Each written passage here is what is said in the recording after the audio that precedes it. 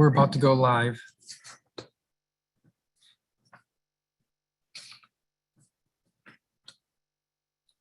It has been some time, at least. Yeah. Yeah.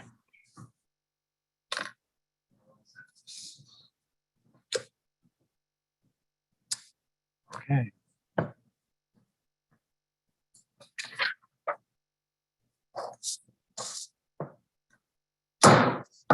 I'm trying to order this hearing or roundtable. This is a roundtable or oversight roundtable being conducted by the Committee of the Whole of the Council of the District of Columbia. I'm the chair of the Committee of the Whole. My name is Phil Mendelson, and I'm the chair of the council. And today is Wednesday, February 2nd, 2022. The time is 11:17 in the morning.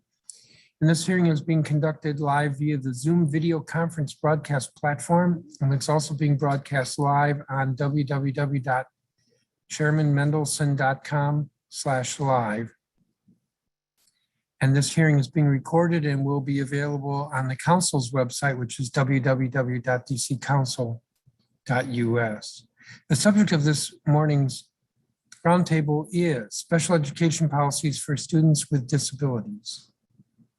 The Office of the State Superintendent of Education, or OSSE, provides resources and supports to assist the district's most vulnerable student populations as the needs of students with disabilities vary greatly. Part B of the Individuals with Disabilities Education Act, or IDEA, requires that students with disabilities be provided a free public special education and related services through an individualized education program. While this is an important corrective step to best educate students, often students are 2 or more years behind before they are identified for this program. Also, we know that students in special education are, as a category, among the lowest performers on the annual PARCC assessment. In 2020, the council adopted DC Law 23-191 to require schools through OSSE guidance to identify and remediate reading disorders such as dyslexia. Dyslexia or reading disorders affects roughly 20% of the population, student population, as it is the most common of all neurocognitive disorders. The purpose of this hearing is to examine how OSSE, DCPS, and other schools are providing adequate special education to ensure that students with disabilities are academically successful. The record in this matter will be open for 2 weeks. That is, it will close at 5 p.m. on Wednesday, February 16th, 2022. And what does that mean? That means that if anybody wants to submit comments to be included in the record, they have to do that by 5 p.m. on Wednesday, February 16th. Of course, because the council is a political body, people can submit comments anytime, but that doesn't mean they'll be included in the record. With that, I'm going to turn to colleagues who have joined me. Councilmember Christina Henderson, if you have an opening statement. Thank you, Mr. Chairman, and good morning to everyone. Thank you for being here. And Mr. Chairman, thank you so much for calling this roundtable today. We were just talking prior to the start. It's been some time since we've done the council has had a roundtable or hearing specifically focused on special education. And I think given what we have experienced over the last 2 years and the outreach we've had from families and advocates, it is more than time. You know, we know that many of our students, special education students and teachers, face challenges in the best of times. And we've been weathering some of the worst of times, as I said, for nearly 2 years. According to a report released by the Department of Education's Office of Civil Rights, COVID-19 appears to be deepening divides in educational opportunity across our nation's classrooms. Access, opportunity, achievement, and outcome gaps, which are already matters of concern before the pandemic, have increased, especially among our special education students. Logistical and instructional factors have made it difficult for school systems and for educators to deliver specialized services and instruction to those students virtually. And shorter periods of in-person instruction have made it difficult to ensure that all components of a student's IEP are being followed. While our LEAs have been doing their best, I think it's important that we check in here, but also ensure, accountability.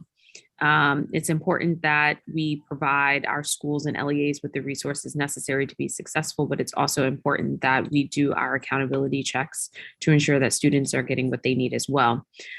In this regard, I plan to ask some questions about this to Director Glick. I know that our LEAs have a bulk of the responsibility when it comes to not only doing the evaluations, but also administering the IEPs and ensuring that they're going well.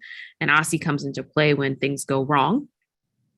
But we hope that OSSI would also step in to provide the additional support to LEAs when they are having some challenges. So I look forward to the robust conversation that I know we're going to have today. Again, thank you to all the public witnesses who are testifying. And I look forward to hearing your views around how it's going, but more importantly, how can we improve to provide the best opportunity to these young people. Thank you, Mr. Chairman. Thank you, Councilmember. Councilmember Nadeau. Thank you, Chairman. I appreciate you holding this roundtable today. I come here wearing two hats. And the one is as the ward council member, the other being chair of the Committee on Human Services. There's a lot of overlap in theory between providing services through OSSI to children with disabilities and the work that we're doing around disability services in the Committee on Human Services. And I say that in theory because it isn't a direct overlap, but it's sort of a handoff. So when children age out of school, they become eligible for disability services through the government directly. Yesterday, this council expanded disability services eligibility for people with developmental disabilities. And, you know, I think that's going to make a big difference because we were seeing a cliff where children were supported through IEPs and other supports through their 18th birthday and then came out into the world and lost those supports and had a harder time living independently. So that is sort of the lens that I bring today. But as a ward council member, I'm hearing very concerning things about delay in services being provided to children in schools in the ward. My understanding is that there's a new contractor they're trying to bring on board, but some students are just without services until that happens. You know, there's a very poignant saying about justice delayed being justice denied. And in this case, I want to say, you know, denying access, delaying access to these services to our children is akin to denying it while they don't have it. So I really look forward to hearing from our government witnesses about what they're doing to implement many programs that exist, including the newer ones that council has put into place, but also what's going on right now with access to services for kids with special education needs and disabilities. So thank you very much, Chairman. Thank you, Councilmember. So I'm going to take the witness list and divide it roughly in half. So let me call these folks into the witness room. Jessica Giles, who's State Director, Education Reform Now. ANC Commissioner Salim Adolfo, who's with ANC 8C. Danielle Robinette, who's a policy attorney at the Children's Law Center. Tiffany Brown, who's a special education teacher. Jessica Smith, who's a parent to a DCPS fourth grader with dyslexia. Maria Blauer, who is with Advocates for Justice and Education. Shannon Hodge, who's the founding executive director of the DC Charter School Alliance. Christy Webster, who's with the Special Education Advocacy Coalition. Andrea Jones, Taria Azel, Jennifer Sarasoli, who's a special educator at DCPS, Julie Camarata, who's executive director of the DC Special Education Cooperative, Sheila Carr, who's with Decoding Dyslexia DC, and Rakita Taylor. I believe I called 14 names. I think the witness list said testimony limited to 4 minutes, so folks will be on a 4-minute clock. The timer, if you're in gallery view, the timer should be in the top row. And please be mindful of the time. Ms. Childs, good morning. Do you want to begin? Good morning. Thank you, Chairman Mendelson. Councilmember Henderson and Councilmember Nadeau and members and staff of the Committee of the Whole. My name is Jess Giles. I'm a Ward 7 resident and State Director of Education Reform Now, DC. Earn DC is a nonprofit organization fighting for a just and equitable public education system for all students. DC public education has made progress in the last 15 years, yet the academic performance of students with disabilities is suboptimal. We know that when students with disabilities are provided the appropriate accommodations and interventions and instruction, they can perform at grade level. So why is this not always happening? I'll touch on a few issues today, but we know that the topic of special education is complicated and vast. OSSE's 2019 landscape on special education revealed many disturbing trends in the district, including that 0% of students aged 14 to 21 exited special education to general education in 2018, ranking DC last in the nation. Additional report found that Black and low-income students are much more likely to be over-identified and stay in special education services. First, families need help. Despite the efforts of OSSE and the Ombudsman for Public Education, many families remain unaware or unsure of how to navigate our complex public education system and access resources for their students. What is OSSE doing to put parents, families, and guardians in the best possible position to be informed, make early proactive decisions, and get immediate free assistance? Are the solutions OSSE proposing, is that helping, and when will we know that it's working? Early intervention has proven invaluable for helping children exit from special education sooner. OSSE must modernize how it works with early intervention families, specifically how parents and guardians receive information and share evidence of their children's progress with their related service providers so that parents and families can receive updates and feedback on their child's progress in real time with the outcome of ensuring their students exit from services. Additionally, funding should be used for liaisons from OSSE to directly assist families, particularly those transitioning from Part C to Part B. Second, educators and schools need help. IDEA requires that a FAPE, free appropriate public education, which includes special education and related services, be made available to each eligible child with a disability. And yet there is a significant lack of capacity and training among school staff in special education. In OSSE's 2019 DC Teacher Workforce Report, special education was flagged as one of the subject areas with the highest need for teachers. Pre-pandemic, 22% of all special education positions had to be filled due to teachers leaving their school or new positions being created. I fear this issue has worsened during the pandemic. We've heard stories of principals and assistant principals serving as special education coordinators at school, which is frankly absurd given their workload and responsibilities. Each school should have dedicated staff whose sole focus is assisting students with disabilities and their families. The district must provide greater incentives for adults to specialize in special education, ongoing opportunities for professional development, and more support for educators to do their job while in school. Lastly, the district's low literacy rates demand urgent action from all leaders. In 2019, only 30% of students were proficient in reading. I applaud Chairman Mendelson, the DC Council, for passing into law and funding the Dyslexia Act. Ensuring this law, this is a much longer name, ensuring this law is implemented quickly is a vital step in ensuring all students read at grade level by third grade, regardless of where they live and go to school in the district, and making sure they are confident in the independent reading abilities, enjoy reading. In closing, I have some additional items in my written testimony that I urge the Committee of the Whole to follow up on. I see my time is running short. So thank you for allowing me to testify today. I welcome any questions you might have. Thank you, Ms. Giles. And we have a copy of your statement. ANC Commissioner Salim Adolfo. Good morning, everyone. Good morning. I'm Adolfo, Chairperson of Advisory Neighborhood Commission 8C.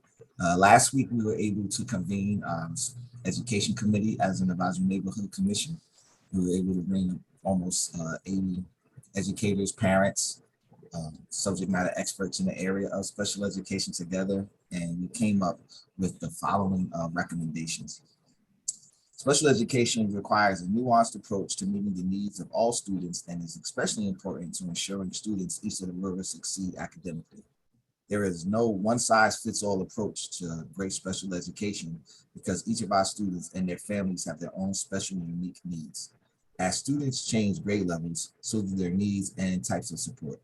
Additionally, virtual learning alone was not sufficient for all students with special needs. It did not have as great of a positive impact as in-person learning, which creates an additional imperative to ensure special education services are closing outcome gaps for all children. With the above understanding, for the public record, we are submitting a comprehensive list of recommendations for special education policies for students with disabilities. These recommendations are for various school levels of the District of Columbia public school system. 1, a genuine partnership with parents by making parent education a requirement written into the individualized education program goals and service provision. Electronic dashboards for parents to partner in progress monitoring of service provision and academic process, as well as an anonymous tip line for parents whose special education parental rights are being compromised. Number 2, extend Individuals with Disability Education Act protections to ensure more inclusive educational opportunities.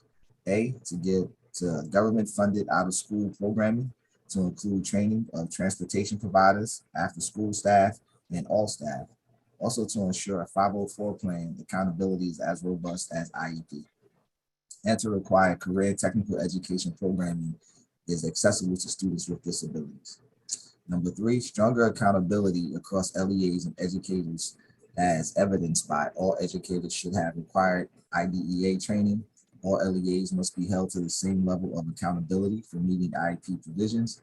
The special education teacher training matches the programs and services provided for the prevalent disabilities in the school. Number 4, special and/or special provisions needed for students with IEP disability for the law that passed allows for informed consent at age 11. Number 5, universal screening for dyslexia, including specific programming for students with dyslexia and training for teachers and specific requirements for IEPs. Number 6, incentivize potential related service providers and dual certified teaching candidates and current RSPs to recruit and to retain them. Number 7, initial IEPs must be required to cover all service provided by the early stages IFSP and so be truly comparable. Number 8, funding for Clear Mask, the mask with clear opening to support speech, language, and reading development for early learners. Number 9, certified mental health professional at every school. And finally, a dedicated special education coordinator at every school. Thank you. Thank you, Commissioner. Daniel Robinette with Children's Law Center. Good morning, Chairman Mendelson, Councilmember Henderson, and Councilmember Nadeau. My name is Danielle Robinette. I'm a policy attorney at Children's Law Center and a former public school teacher. I'm testifying today on behalf of the Children's Law Center, which fights so every DC child can grow up with a stable family, good health, and a quality education. Part of our work is to represent parents of students with disabilities in their efforts to enforce their students' rights under the IDEA. In preparation for today's hearing, we spoke with our special education attorneys to identify those issues that are arising most often in our current cases. From these conversations, 2 themes arose: insufficient staffing and an increase in incidents of informal discipline. I have submitted more detailed written comments which detail our experience with these issues, but I will highlight the key points with my time today. First, school staffing shortages are preventing students with disabilities from receiving the services to which they are entitled under federal law. For example, both instructors in the Deaf and Hard of Hearing program at Payne Elementary School have quit this year, and the school has not provided opportunities to make up services missed when the classroom was without a qualified instructor. We have had similar cases in both DCPS and in charter schools. We urge the council, along with the education agencies, the charter sector, WTU, and other community stakeholders, to develop a comprehensive strategy for addressing these staffing shortages and to ensure that students with disabilities have the support and services to which they are entitled. Second, regarding informal discipline, our attorneys report a recent increase in incidents where students with disabilities are being sent home early from school or asked to stay home in response to behavior or discipline incidents. In these cases, parents are not being told that their student has been suspended, but rather that they need to go home to cool off. However, under the Student Fair Access to School Act, when a student is sent home for less than half of a school day for disciplinary reasons, they have been excluded from school per an involuntary dismissal. SFASA is clear that an involuntary dismissal is an out-of-school suspension. In our experience, these de facto suspensions are not being documented as formal discipline incidents. One parent even reported not knowing that their child had been suspended until their OSSI bus did not arrive to pick up the student for school. SFASA and the IDEA require that schools, quote, take special consideration regarding the exclusion of a student with a disability. Schools must conduct a manifestation determination review to determine whether the discipline incident that resulted in exclusion was the result of a student's disability and/or a failure of the school to implement the child's IEP. We are concerned that the informal suspensions indicate a failure to conduct the manifestation review required by local and federal law. We urge the council to maintain close oversight over compliance with SFASA. Additionally, we have long been concerned about the lack of clarity regarding discipline policies for students with disabilities. OSSI has spent more than 7 years revising Chapter 30 of the DCMR regarding special education. CLC provided input to OSSI on these revisions in the 2014 focus groups, the advance notice of public rulemaking in 2017, the first proposed rulemaking comment periods in 2018 and again in 2020, and the second proposed rulemaking in last October. OSSI has yet to publish a final rulemaking for Chapter 30. Finally, we would like to call to the committee's attention the extensive list of questions submitted to the chairman by the Special Education Advocates Coalition and appended to my written statement. This letter provides a detailed overview to the areas in which OSSI declined to promulgate regulations in the most recent proposed rulemaking for Chapter 30. Children's Law Center encourages the committee to consider these questions during today's hearing, as well as in upcoming oversight hearings. Thank you for this opportunity to testify, and I welcome any questions. Thank you, Ms. Robinette. I don't have a copy of your statement. It sounds like you submitted it, but for some reason I don't have it. Can you resubmit it? Yeah, I'll send it again. Thank you. Mhm. Tiffany Brown.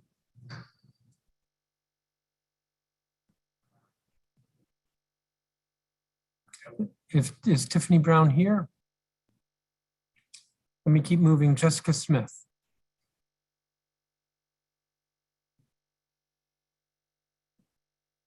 Jessica Smith. Hi. Sorry, I was having technical problems. Hi, can you see me? Yes. Hi, thank you.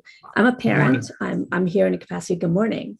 I just want to say hi to Commissioner Adolfo. I was at your meeting on special ed, so I'm aware there are so many different special needs, and special ed teachers have to be just multi-talented to address them.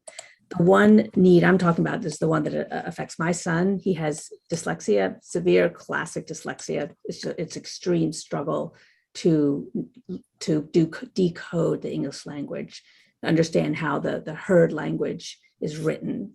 It's like reading Chinese for him.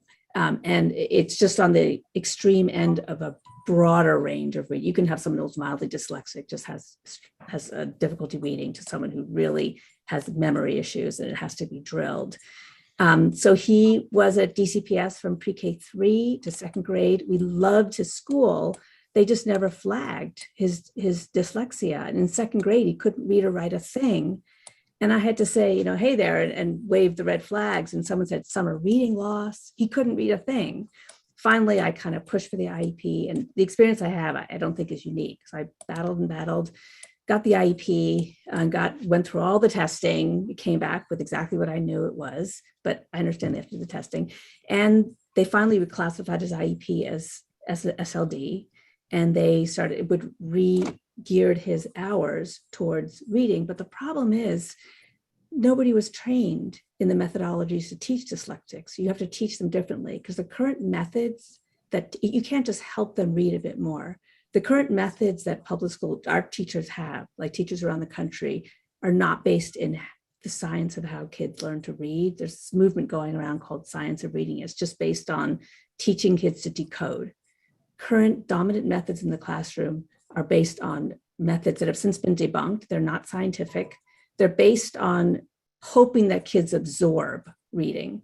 That's like telling someone to absorb someone how to teach a refrigerator. You just don't, you have to be taught. And so around the country, states are, I'm going to stick to my personal experience because there's a lot going on around the country.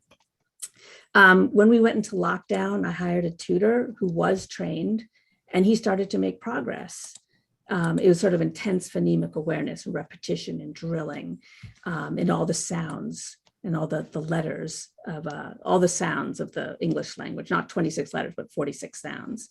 We then moved to Arlington after lockdown. Arlington's been training teachers in Orton-Gillingham for the last 5 years.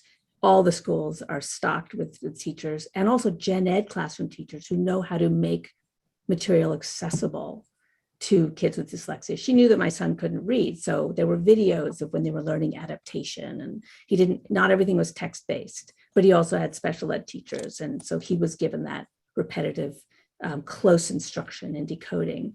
So he came back to DC, not for the schools, for other reasons. We're now at Watkins, which is a really great community. He loves it there. I like it there.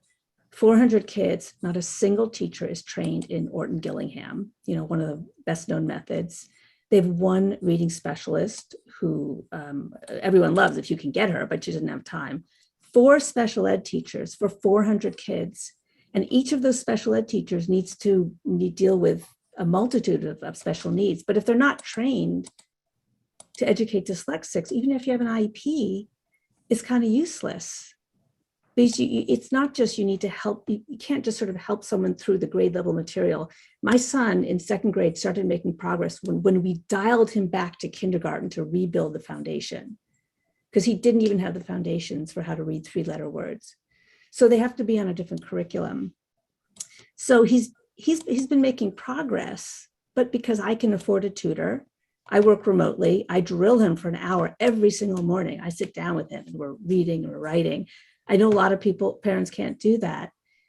If I have an ask is, I know the dyslexia law is a landmark and it's fantastic, but I saw Aussie's timeline. They're not going to get teachers in the schools for 3 years. So a 4th grader won't get any help unless his parents are, massively tutoring him until 7th grade. There are going to be 7th graders at 2nd grade reading levels. I mean, they're not going to want to be there. And there's nothing we can do about now, but if we could get after school clinics, I know there's some reading clinics going on. If we could just massively staff that up. Again, I know there's a staffing issue and I don't know how to handle that. There's a community of trained people who, if we could recruit them, bring them in and just get some funding. I just want to get more of the proper instruction to schools, and if it's after school homework clubs, in school instruction, anything to start addressing the lack of literacy. Thank you, Ms. Smith. And I don't have a copy of your statement. If you could provide that. Yes, sure. Thank you. Maria Blauer. Right. Good morning, and thank you very much, Chairman Mendelson, Councilmember Nadeau, and Councilmember Henderson. Thank you very much for having me here today. My name is Maria Bloyer, and I am the Director of Programs and Outreach at Advocates for Justice in Education. As you know, AJE is the federally designated parent training and information center for the District of Columbia, and it's our mission to provide free training, resources, individual assistance, and other support to parents and youth who are navigating all aspects of the special education process. This means we also deal with matters of school discipline, especially for students with disabilities. In the last fiscal year, during the pandemic, AJE provided direct assistance or training to 1,875 DC families, including 315 new families. Specifically, we provided trainings to 739 parents and almost 350 youth. My comments today are only a portion of my written testimony, which will be provided later today, Chairman. And my comments today really are going to focus on what we've learned from talking to those families. I'm going to share some of the issues they're experiencing and some of the policy changes they need to see. In my written comments, I'll have some extended remarks about the need for data systems, some attention to transportation, increased transparency, especially regarding DCPS's policies and their ongoing refusal to comply with the Office of Open Government's opinion. I'm going to talk a little bit in my written comments about access to aftercare and recreation opportunities, and also the need for OSSI to provide some guidance regarding compensatory education to LEAs. But today, while we're here in person, I am going to highlight what we've learned from families. And some of this you've already heard.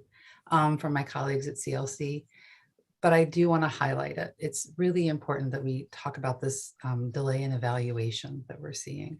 As we have throughout the pandemic, AJE is hearing from families that not only are they experiencing significant delays in having their evaluations for their children completed, and this is both initial evaluations and reevaluations. Not only are they seeing delays, sometimes they're seeing an outright refusal to evaluate a student for a disability and a refusal to even accept those referrals. Now, this is problematic for two reasons. One, obviously, because it's harmful to the student and contrary to the law, but it also masks the problem, right? If we look at OSSE's data system now, we see that there's a huge backlog of evaluations, and we know that. And I think you're probably going to hear that from some of our representatives who work with LEAs. But when LEAs refuse to accept that evaluation, refuse to accept that referral, it hides the problem. So as you're hearing, schools talk about challenges completing evaluations, please know that, there's probably even more out there that aren't reflected in the known backlog. This connects to the other thing that we're hearing from families, which is that schools are really struggling with staff, which means, again, that students are going without services, evaluations, classrooms are understaffed, making differentiation incredibly difficult to provide. And again, this is just hurting our students. And this brings me to the last kind of trend we're seeing that I want to spend some time talking about. And that's that our schools and our students are really struggling. And this again goes to some of the discipline issues that Ms. Robinette raised. Our students are struggling emotionally and academically as the pandemic wears down on them. They've got an increased need for emotional support, understanding, and a supportive staff members. And candidly, a lot of them need some grace. And our teachers do too. They are feeling that same pressure, and that's resulting in the increased discipline, especially the informal discipline. That is such an important trend. I think it's a good place to end. And of course, I'm happy to take questions, but I really do want to capture the tremendous emotional weight that so many of our students and teachers are feeling right now, and what that is resulting in for our kids, because right now they're really, really struggling, and the council needs, I think, to spend some attention figuring out ways to relieve that pressure on them. Like I said, I'm happy to take questions. I apologize for going over time, and I've got additional information in my written comments. Thank you very much.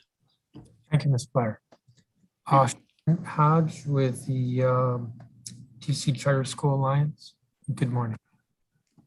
Good morning, Chairman Mendelson and Council members Henderson and Nadeau. My name is Shannon Hodge, and I'm the founding executive director of the DC Charter School Alliance, the local nonprofit that advocates on behalf of public charter schools to ensure that every student can choose high-quality public schools that prepare them for lifelong success. On behalf of the DC Charter School community, I'm grateful for the opportunity to speak to you today about what charter schools are doing to support students with disabilities. The needs of students with disabilities have been exacerbated during the last couple of years, particularly because not being inside school buildings for a significant time has likely had significant effects on the services they receive. We know from talking with school leaders that teachers and support staff have been forced to pivot and be creative, and that students and their families have shown a lot of grace and patience in return. At the DC Alliance, we regularly connect with members of the special education support and advocacy communities to make sure we understand how we can best assist schools as they continue working incredibly hard to support students with disabilities and their families. We also connect regularly with our schools to hear more about the challenges they are facing in providing services for students with disabilities. One of the most consistent problems LEAs face is having adequate special education staff. Even before the pandemic, special education staffing services was a challenge, but COVID-19 has exacerbated staffing issues. Now more than ever, charter schools need more qualified special educators. A second challenge charter schools face is with the vendors and contractors they work with. Often, these outside service providers don't have the capacity needed to really support the needs of our school students with disabilities. That lack of capacity has required additional creativity and innovation from our schools to get needed support and services to their students. As a final observation, I want to acknowledge that despite the missed services from staffing and capacity issues, coupled with the pandemic difficulties of being virtual for so long, our schools are serious about helping students with disabilities recover those missed service and instructional opportunities. School leaders are exploring creative compensatory services where appropriate and other supportive arrangements with students with disabilities and their families. There are things we can do to better support students with disabilities and address some of the challenges our schools are facing. To start, we need to recruit and retain more special educators. That means we need to have the funding to pay them what they're worth. And in a city that's becoming more and more difficult to afford housing in, considering financial incentives for educators to live in or relocate to the district could be a powerful retention and recruitment tool. Second, we can and should support students with disabilities by providing special education services for longer than we do right now. That's why we support expanding eligibility for students with disabilities, allowing access to services for another year beyond what's currently allowed.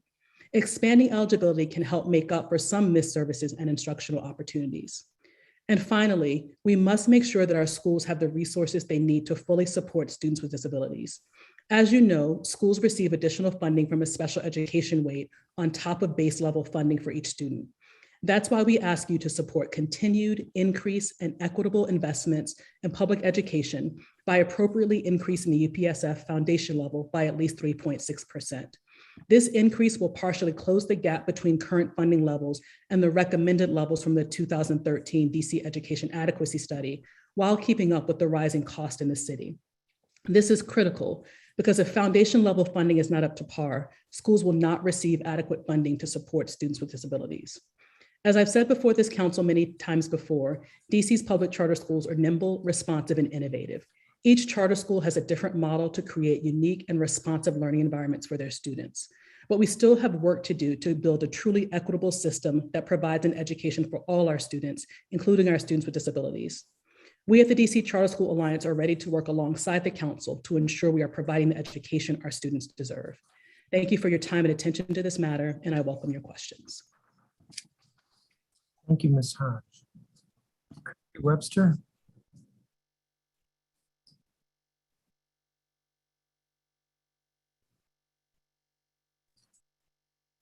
Greetings. Greetings, Chairman Mendelson and council members. My name is Christy Webster. I'm a Ward 8 resident, a member of the Special Education Advocates Coalition, and an educator for life. Thank you for this opportunity to testify about special education policies for DC children. I've been advocating for students with challenging diverse abilities, special needs, for more than 40 years. Also, I am the CEO and visionary of BOLD, But One Loved Diamond. At BOLD, I provide early intervention services to assure not only that children are having their developmental needs met, but also that their parents feel empowered to get involved in their child's educational development. I also serve as a special education consultant and family advocate. In this role, I decipher the IEP with parents so that they have a better understanding of the document. I encourage their input regarding their child's developmental needs, and I attend IEP meetings to help support families in relaying their ideals and input. In this role, I have seen the many ways in which OSSI's policies, or the lack thereof, have made it difficult for families to have a voice in the initial evaluation and IEP process. As a member of SEAC, I would like to uplift the letter that the coalition submitted to the chairman, and it is also attached to my written statement. In this letter, SEAC members identified an extensive list of questions based on OSSI's Chapter 30, second proposed rulemaking document that we recommend the committee ask of OSSI. SEAC believes that the committee must provide oversight to ensure that these promises are fulfilled and that OSSI is held accountable to students and families. Within this list are several questions about OSSI's need to develop policies, guidance, training, and other resources to support child find, initial evaluations, and parent participation in IEP meetings. A parent is their child's first teacher, so it is important to be informed and involved in the initial evaluations as well as the IEP process. OSSI should publish guidance and trainings that clarify for all schools how they should communicate with parents to ensure that they are fully involved in the decisions regarding their child's education. Among other things, schools must provide parents with sufficient notice of IEP meetings and ensure that they have access to all relevant documents ahead of these IEP meetings. Ultimately, students will be better served by increased collaboration between schools and their parents. Early intervention is the key to our educational success. Thank you for this opportunity to speak in this hearing. Peace. Thank you, Ms. Webster. And we don't have a copy of your statement, if you could provide it. Andrea Jones? I believe Andrea Jones, Taria Azell, and Jennifer Sarasoli are not here, double checking. So I'm going to go to Julie Camarata. Good morning. Good morning. Thank you, Chairman Mendelson and council members, for allowing me the opportunity to submit comments regarding special education policies for students with disabilities. My name is Julie Camarata. I'm a Ward 1 resident, the parent of a child with a disability, and the executive director of the DC Special Education Cooperative, or the co-op.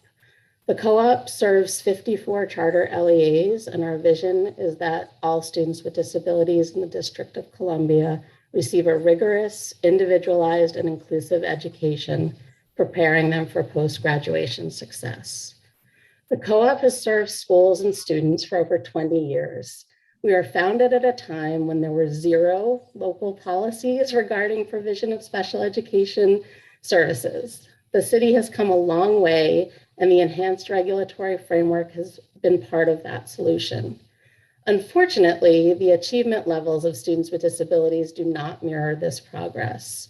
This group of students continues to lag far behind non-disabled peers on the statewide PARCC assessment, the only measure currently used to benchmark progress in reading and math. This is unacceptable, and steps must be taken to rapidly accelerate student progress in all academic domains, especially reading. Our solution has been to form what we're calling an intervention district. Our goal is for all students, regardless of their diagnosis, who need high quality evidence-based interventions to receive them.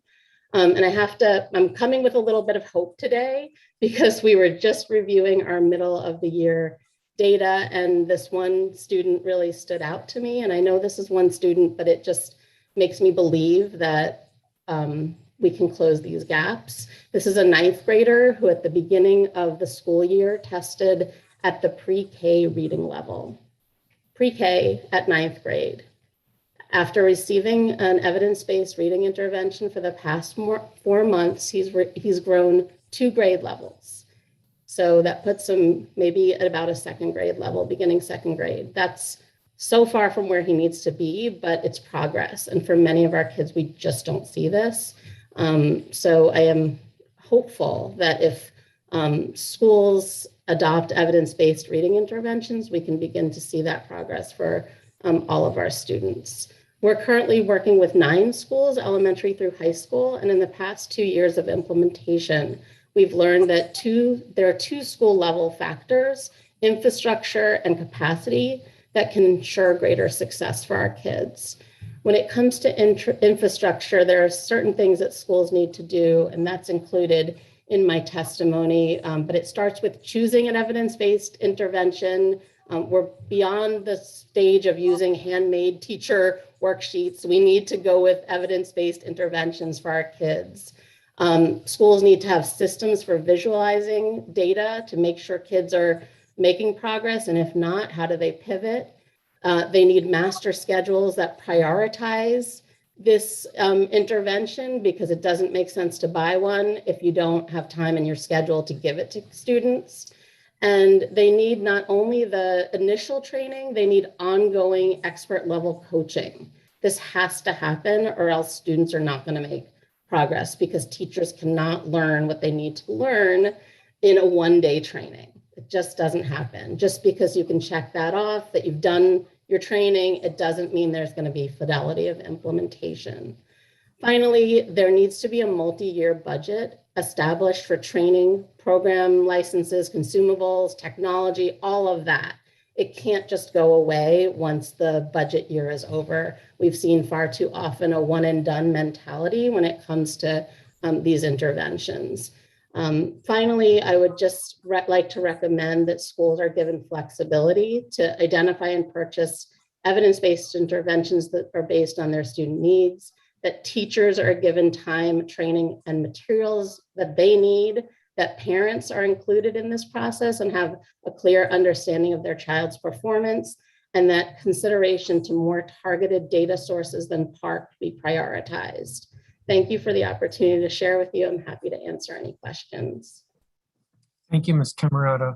And I don't have a copy of your statement either. I emailed it to the staff, but I will email it again. If you would, please. I'm told that our the committee of the whole mailbox, COW, I'm looking to get the address. Yeah, at dccouncil.us. COW at dccouncil.us was down yesterday, which might explain why we didn't get some statements. And Ms. Robinette, I'm seeing you nodding your head. We pulled your testimony off of your website, but I don't have the attachment. If you could send that with the questions. Yes, I resent it to Ms. Lancaster just a few minutes ago. Okay. All right. Who's next? Sheila Carr.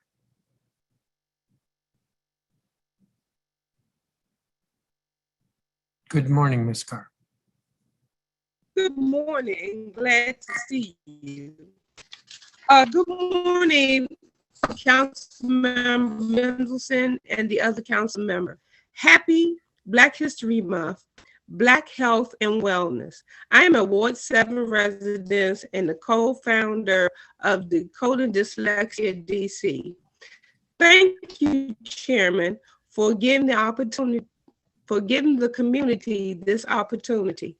More would have testified if the hearing was held after school hours, especially the students and teachers.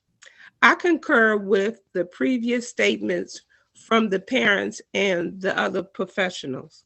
It is my understanding that OSSI is in the process of hiring the person to oversee the dyslexia law.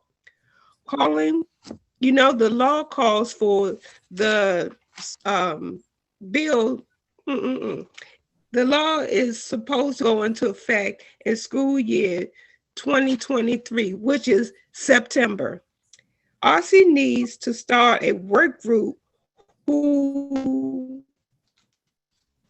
the community who can they can bounce off ideas of what they think they're going to do with this program. And also it could be a way that they could get instant feedback from the community that they're serving, because these people will have bought in because their children are the one that they're serving. Also, I've heard that schools have told that students are only supposed to be brought back to the pre-COVID level. Do we remember what that level was? Do we remember that? It wasn't good. So you say that if a child pre-COVID was 3 years behind, and then for you going up to 3 years behind and leave them, what I'm saying? What are we doing? Lastly, so I can stay on time. I also heard that schools are blocking parents from even putting in the paperwork for special ed because they said that they don't have the money to evaluate. What? Someone needs to check in on that. And lastly, you know what cross I carry, and that is for the older reader. This law is for the 3rd grade and below. We have 4th through 12th graders. If we could get a program that is a accordion, starting from the bottom and go down from the top. So let's have the 12th graders, 11th graders, the 10th graders before We put them out into this world, and we know that they're not able to do this. So I thank you in advance for what you're going to do for the older reader as well as for the students now. And I'm within my 4 minutes. Isn't that a miracle? See, you're so sharp. Well, it's because you're so good. Thank you, Ms. Carr. That's it. I don't have a copy of your statement if you could provide it. He's not listening. Overlap. Did you not hear me, Ms. I Carr? will. Ms. Carr?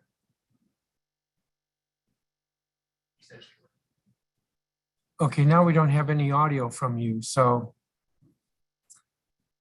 at any event, I don't have a copy of your statement. Would appreciate getting that, and thank you for your testimony. Rakita Taylor. I'm told she's not here. That's going to complete the panel. We will have a 1 5-minute round of questions. I have let me see, I want to ask this question. At previous hearings, I have heard testimony that in some schools, or maybe even most schools, that parents are told that their child has to be 2 years behind grade level before they will qualify for an individual education program or plan. Have any of you heard that? We have heard that from families within the last year, yes. Do you have a sense of how extensive that is? I think, well, and I think this goes to some of what Ms. Carr was talking about. There's widespread misunderstanding about eligibility under the specific learning disability classification, I think, in many schools. And there is an idea that there is some benchmark that, you know, kids have to be a certain amount behind. And that's not what the law requires. The law requires the child have a disability, and by reason of that disability need specialized instruction to access the curriculum. And that's it. There's not some magic number. But that seems to be a persistent myth that I don't quite know how to, I mean, it's fairly widespread.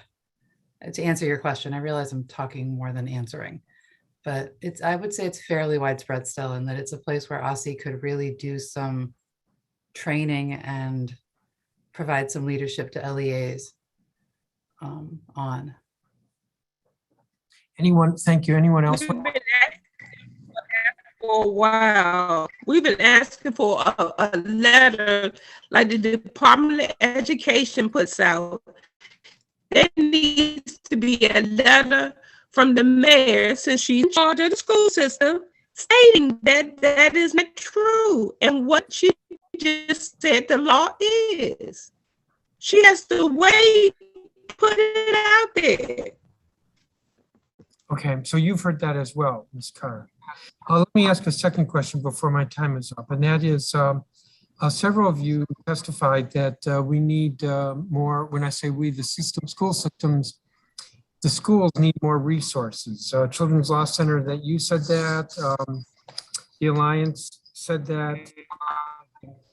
How do we get more resources? What do you suggest? Maybe I'll start with Ms. Hodge. So I think at the very basic level, it's just making sure there's adequate funding in the per pupil funding formula. So if we're looking at a cost of living increase of about 5.9%, even a 3.6% increase in the foundation level isn't going to keep up with the rising cost of living in the city. But that is a very good place to start, particularly because special education is funded as a multiple of that foundation level. If the foundation level is already underfunded, we are doing extra underfunding of students with disabilities if we're not funding that appropriately. There are other ways, but I'll just give that as the first way that I would recommend, and leave it open for others. Okay, Ms. Robinette? Yeah, I think our most pressing concern right now is at least resource-wise, is the severe shortage of school staff. This is teachers, special education teachers, related service providers. My written testimony has a handful of examples of that. And I'm not sure what it's going to take to recruit more teachers, but I think if we're looking to put money somewhere, that's probably where it needs to be. I know Ms. Hodge and the Charter Alliance have some recommendations about how to recruit and retain teachers, and I would refer you to those as well. And in my testimony, we recommend a really collaborative effort across the government and the education community to figure out what it's going to take to recruit and retain these folks. I mean, and that also includes special education bus drivers and bus attendants and the nurses needed for those buses. It's really the full school day is being hampered by the lack of appropriate staff. You would give me a magic bullet. I mean, for instance, for the budget this year, we put money in a couple places for a what I'm going to call a teacher pipeline. Now that's specifically education, special education, the teacher pipeline. It's going to take a couple of years to see that materialize. The OSSI bus driver shortage is something that I've talked about with previous hearings with OSSI. And this is apparently a national problem. And so I was kind of hoping for, I don't know, a magic solution that you could suggest. Yeah, I wish I had it for you. I think that it's going to be a multifaceted problem on the staffing front. But specifically, I agree with you that the pipeline issue is troublesome because it takes a couple of years. Like, yes, invest in that, very important. But for right now, we're going to either have to fill those vacancies or consider and plan for compensatory education. Students across education sectors are missing massive amounts of services, and they have throughout the pandemic. And they're going to be owed compensatory education. What that looks like can be a lot of things. It's a judicially created remedy. So it can be tutoring hours. It can be summer camps where they get enrichment activities. It can be paying for therapies. It can be extended eligibility for students who have aged out. And sorry, I've gone way over time, so I'll stop there. But there are lots of creative ways to address compensatory education. And if I could just add on quickly, I think it's important if there is additional money available now, that this is the kind of place where putting the money into schools right now could make a tremendous difference. Because all those compensatory services will cost schools. And so providing them with the money to provide high quality compensatory services now is a way that the council could make an immediate difference. Thank you. Over my time. Councilmember. If you remember Blackman Jones,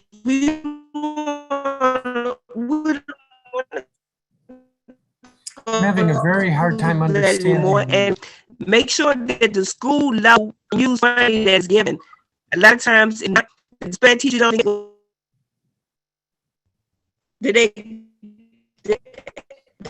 make sure they know the Blackman Jones, where the courts dictate. Get it beforehand, because that didn't work with the children when they did it like that. It was cheap testing and all that other tutoring stuff. The main thing is school level help. Let the special ed teachers really say what they need, and so they can order it. Thank you. Thank you. What do I want to say? Your internet is breaking up a lot. So I suggest, Ms. Carr, when you answer another question, maybe turn your video off. That may improve the audio. Councilmember Henderson, do you have any questions? I do. Thank you, Mr. Chairman, and thank you to all of you who have testified. I want to start with the folks from CLC. Maria and Danielle, your testimony around the delay in evaluations is very interesting to me, as I remember several years ago, we did the law, or we changed the law to change the timelines in terms of evaluations happening. But I think someone mentioned in their testimony that there's a backlog. Is this around not having enough personnel to conduct the evaluations? Are we seeing it in particular? Is it a backlog in terms of early intervention? Is it a backlog in terms of IEP evaluation? Where are we seeing the biggest levels here? So Danielle, do you want me to start and then I'll throw it to you? So thank you very much for this question. I think that we see, well, AJE at least is seeing more delays in the Part B, not so much Part C. So early intervention, as you may or may not know, did continued evaluations throughout the pandemic. You know, they had a break, but they had less of a break than a lot of our Part B schools. So I think there's still some backlog there, but it's a lot less in the Part C space. Part B are, you know, our school age kids. There's a backlog. I think it's because sometimes they weren't doing evaluations during that time period, during the time of virtual learning. Sometimes, you know, and I want to be really honest here, I do think to some extent it's because there's an increased need now. You know, the pandemic has had an adverse effect on kids. And there are kids who may not have presented as disabled before who are presenting that way now and need to be evaluated now. Whereas prior to the pandemic, maybe they would not have presented as a student who may need evaluation and may need to be evaluated. Can I ask a question sort of so this idea of like, we're just not going to do evaluations legally, like how? Well, it's a gross violation of federal law. Okay. I just want to be really clear about that. Yeah, it is a gross violation of federal law. And it's also unfortunately very common. And, you know, you hear schools say things like, well, you know, we're kind of backed up right now, so I'm not going to take this paperwork right now, but give it to me in 2 months. Or, you know, well, you know, your child's not a priority right now, but we'll get to them later. I'm sure Ms. Robinette has other examples of the same language. But it's unfortunately very common. And it's happening because schools are, you know, without capacity. They don't have the staff to do it, which isn't an excuse. And the law doesn't allow that to be an excuse. Right. But okay. Ms. Robinette. I would second much of what Maria said. Because we get a lot of our referrals from pediatricians, often our sample size is a little bit more on the initial evaluation side, just because that's where we get our referrals from. But for our clients who needed like updated evaluations throughout the pandemic, they were often being told by schools in both sectors that we just don't have a way to do it right now. Some evaluations could be done virtually, but some things you have, like the evaluators wanted them to be in person, which I understand, but the schools took a long time to figure out a way to do that safely, or to accept evaluations from evaluators out in the community that parents had paid for of their own, because the schools were having a hard time getting it done. And I don't want to diminish the challenges that schools face. I know that shifting everything was difficult, but now we need to like kick it into overdrive to catch up on all the things we missed. Plus what Maria was saying about all of the kids who are extra far behind now, and the need is greater than it was before. Right. I want to sort of, and I see your hand, Ms. Camarata. I want to sort of drill in on this because, you know, I've got kids, so I know in terms of like the delay on the evaluation point and the volume that they're dealing with. And so I have the question of, do we need to rethink how we're doing this in terms of if you have a school staff who is stretched thin, who else can step in to get the evaluation done? And why are we not thinking about it in that way? And I recognize, and I'm over time, and I'm sure Ms. Hodge has some thoughts here in terms of LEAs wanting to own that piece and hold on to that piece. But if we're in this crisis moment, perhaps we got to have all hands on deck and allow someone else to conduct the evaluation so that we can ensure that a young person is getting the services needed. But I'm over time, and I know two of my colleagues are here. So let's talk offline. How about that? Did you want somebody to respond to you right now, though? I saw Ms. Robinette sort of shaking her head, and I don't know if you wanted to just sort of respond to that in thought or. No, I was just agreeing that I think Ms. Hodge and Ms. Camarata have more direct contact with school leaders and would probably be able to help you with that. Oh, Ms. Camarata, you had your hand up. Sure. So we surveyed our member schools, and what we heard is that they literally cannot find people to do the evaluations. They are so stressed about this. They want to do the evaluations, but there is no one out there to do it. There's a backlog. So even those that have staff and they've pulled their staff to do evaluations at to the detriment of students who have therapeutic services that they need. It's like there's a no-win situation happening in schools right now. They said especially psychologists are very hard to find, especially bilingual providers, so hard to find. They also said that the sheer volume of requests this year in particular is just like nothing that they've ever seen. And in particular, initial requests. Do we have a number? Does anybody have a number? What are we talking about here? So again, this is like from 24 LEAs. The average backlog at an LEA is 24 evaluations, which is significant.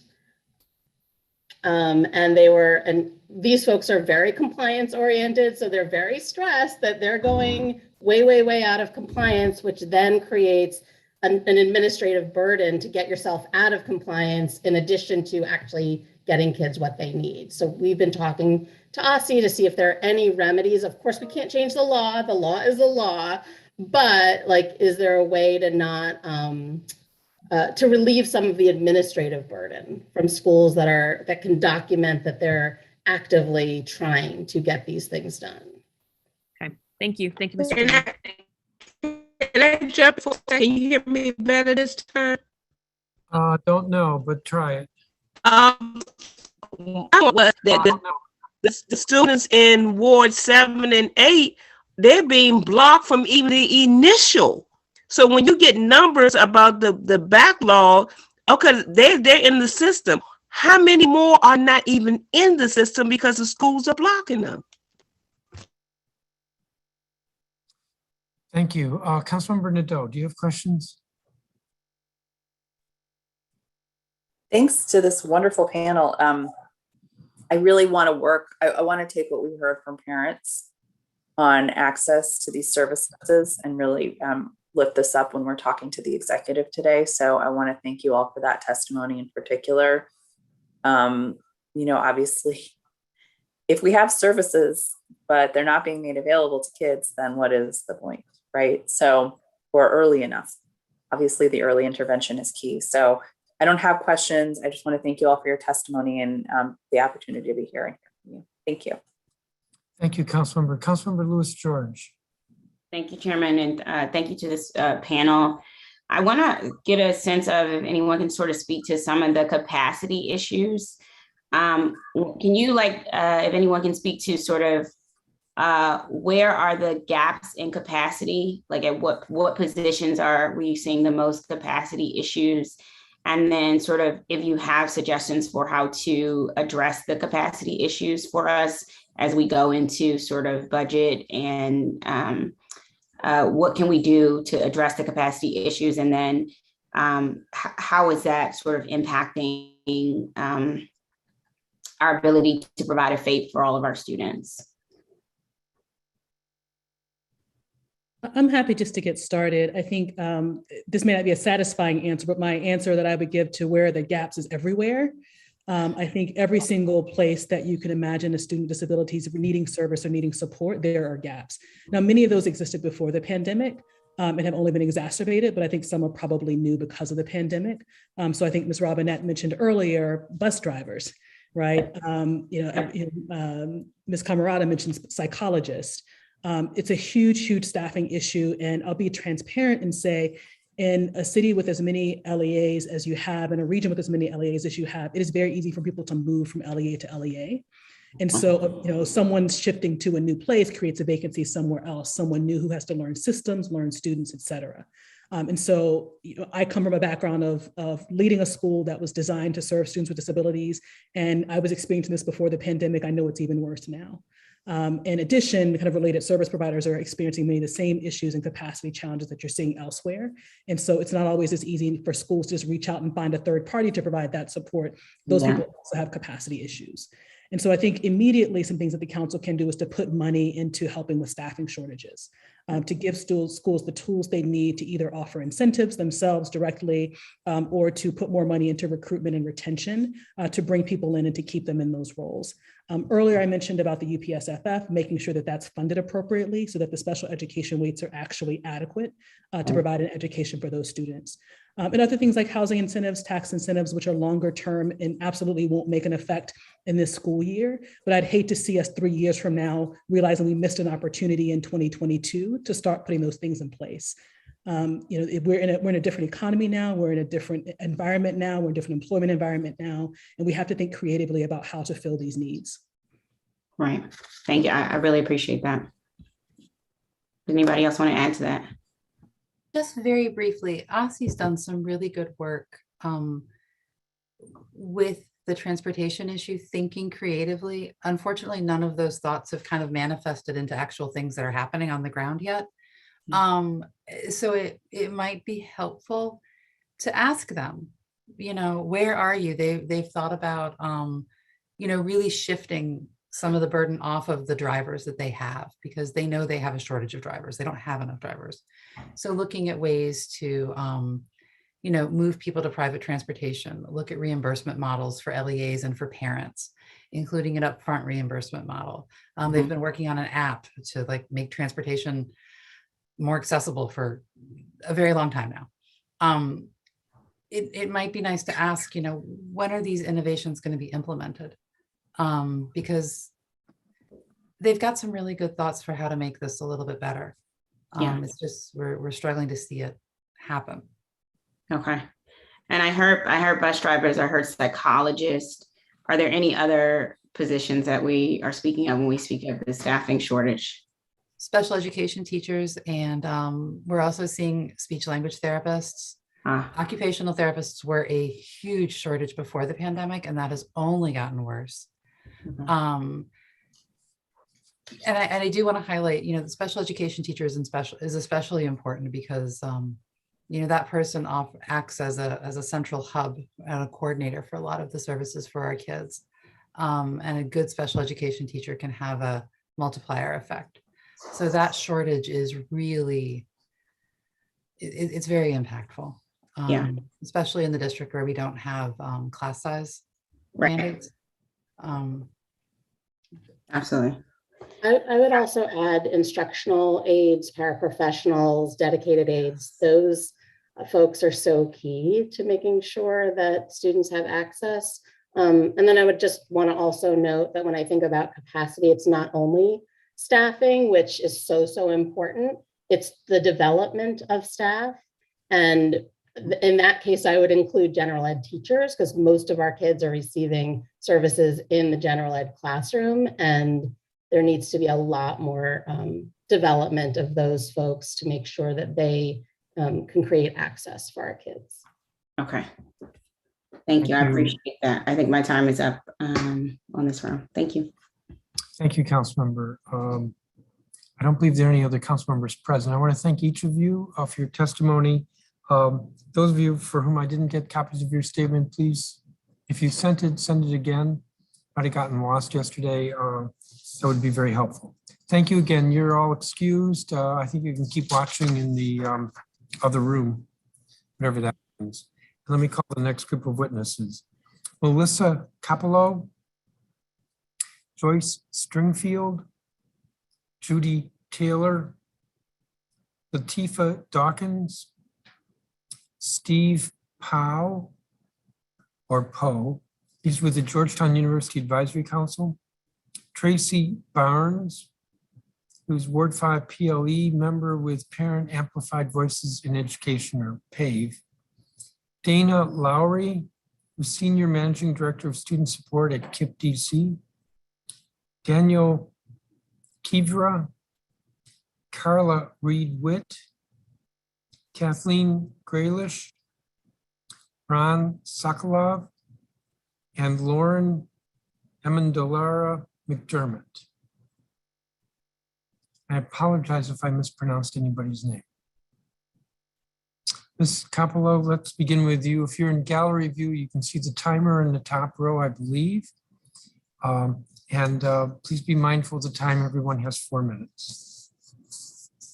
Thank you. My name is Melissa Coppolo, and I am the proud mother of 10-year-old boy-girl twins. My Wonder twins were born at only 25 weeks gestation, each weighing just over a pound. While my son made it out of the NICU relatively unscathed, my daughter had a severe brain bleed, which has resulted in a life of medical struggles and developmental delays. Having a special needs child is a struggle for any family, no matter their financial resources or their emotional bandwidth. It is heartbreaking to watch your child suffer and miss milestones.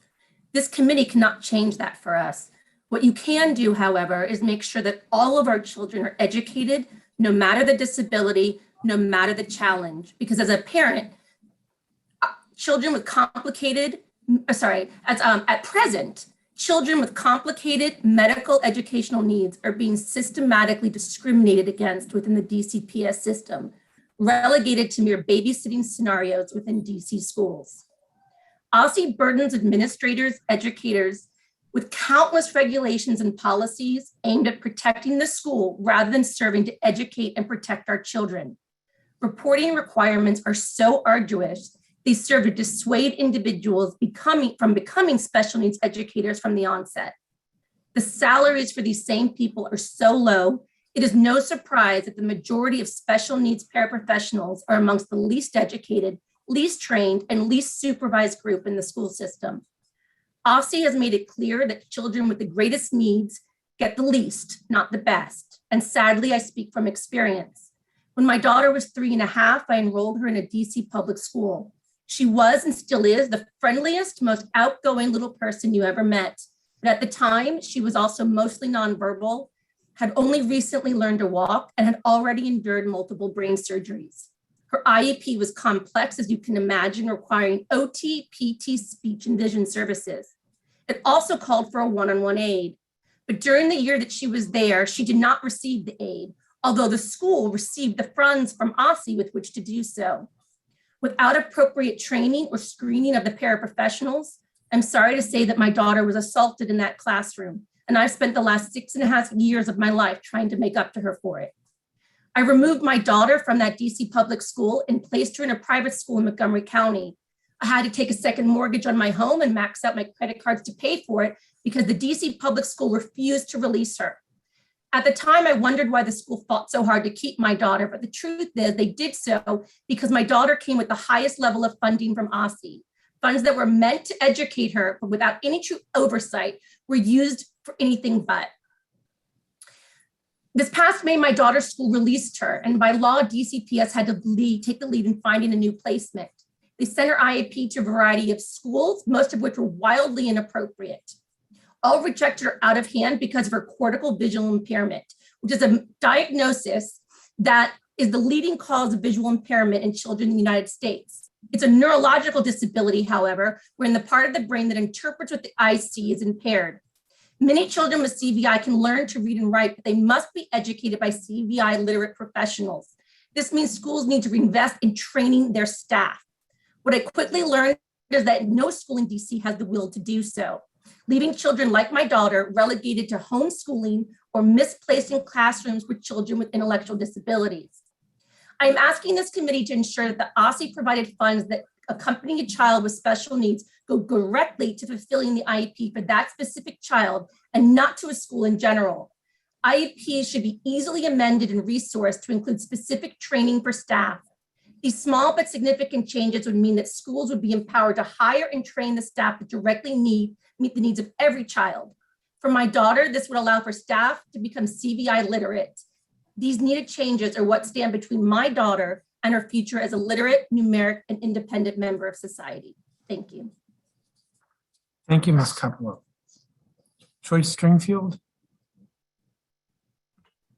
Hi, thank you. My name is Joyce Stringfield. Thank you for the opportunity to testify today regarding special education in the District of Columbia Public School System and with DC Public Charter Schools. I've been a parent of a special needs child advocating for services for over a decade.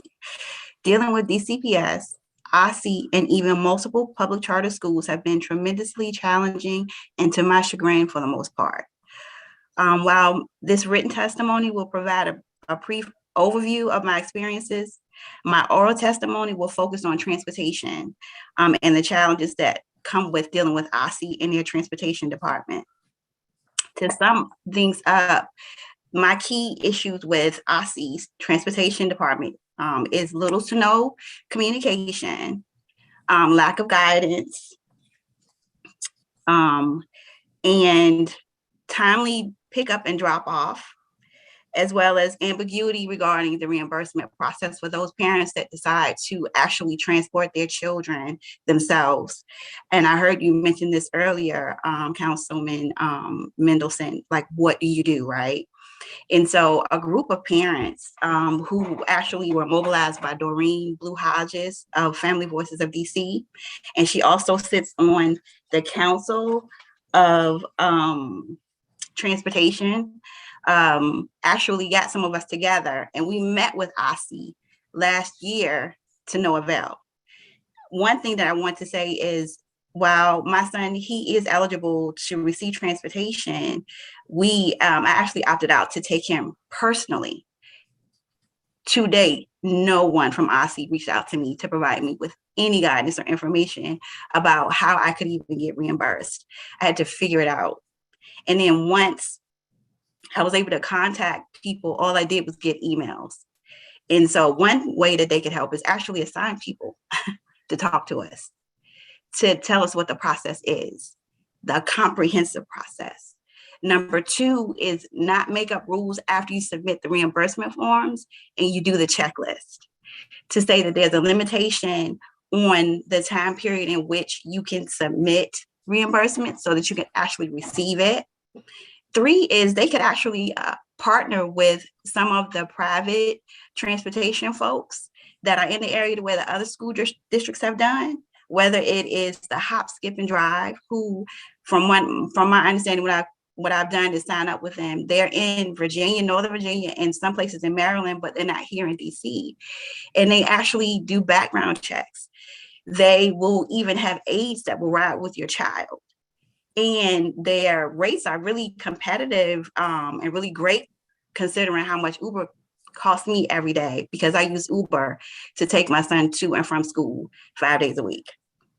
Another issue is parents that were there basically said if their bus arrives, it's either an hour to 2 hours late, which means their child has already missed the first or second period of class. If they are picked up in the evening times, sometimes they don't arrive until 2 to 3 hours after they've been picked up. And so there are ways that they could help us, but the bottom line is communication, and talking directly to us, the parents that they affect the most. Thank you. Thank you, Ms. Stringfield. Judy Taylor. You are muted.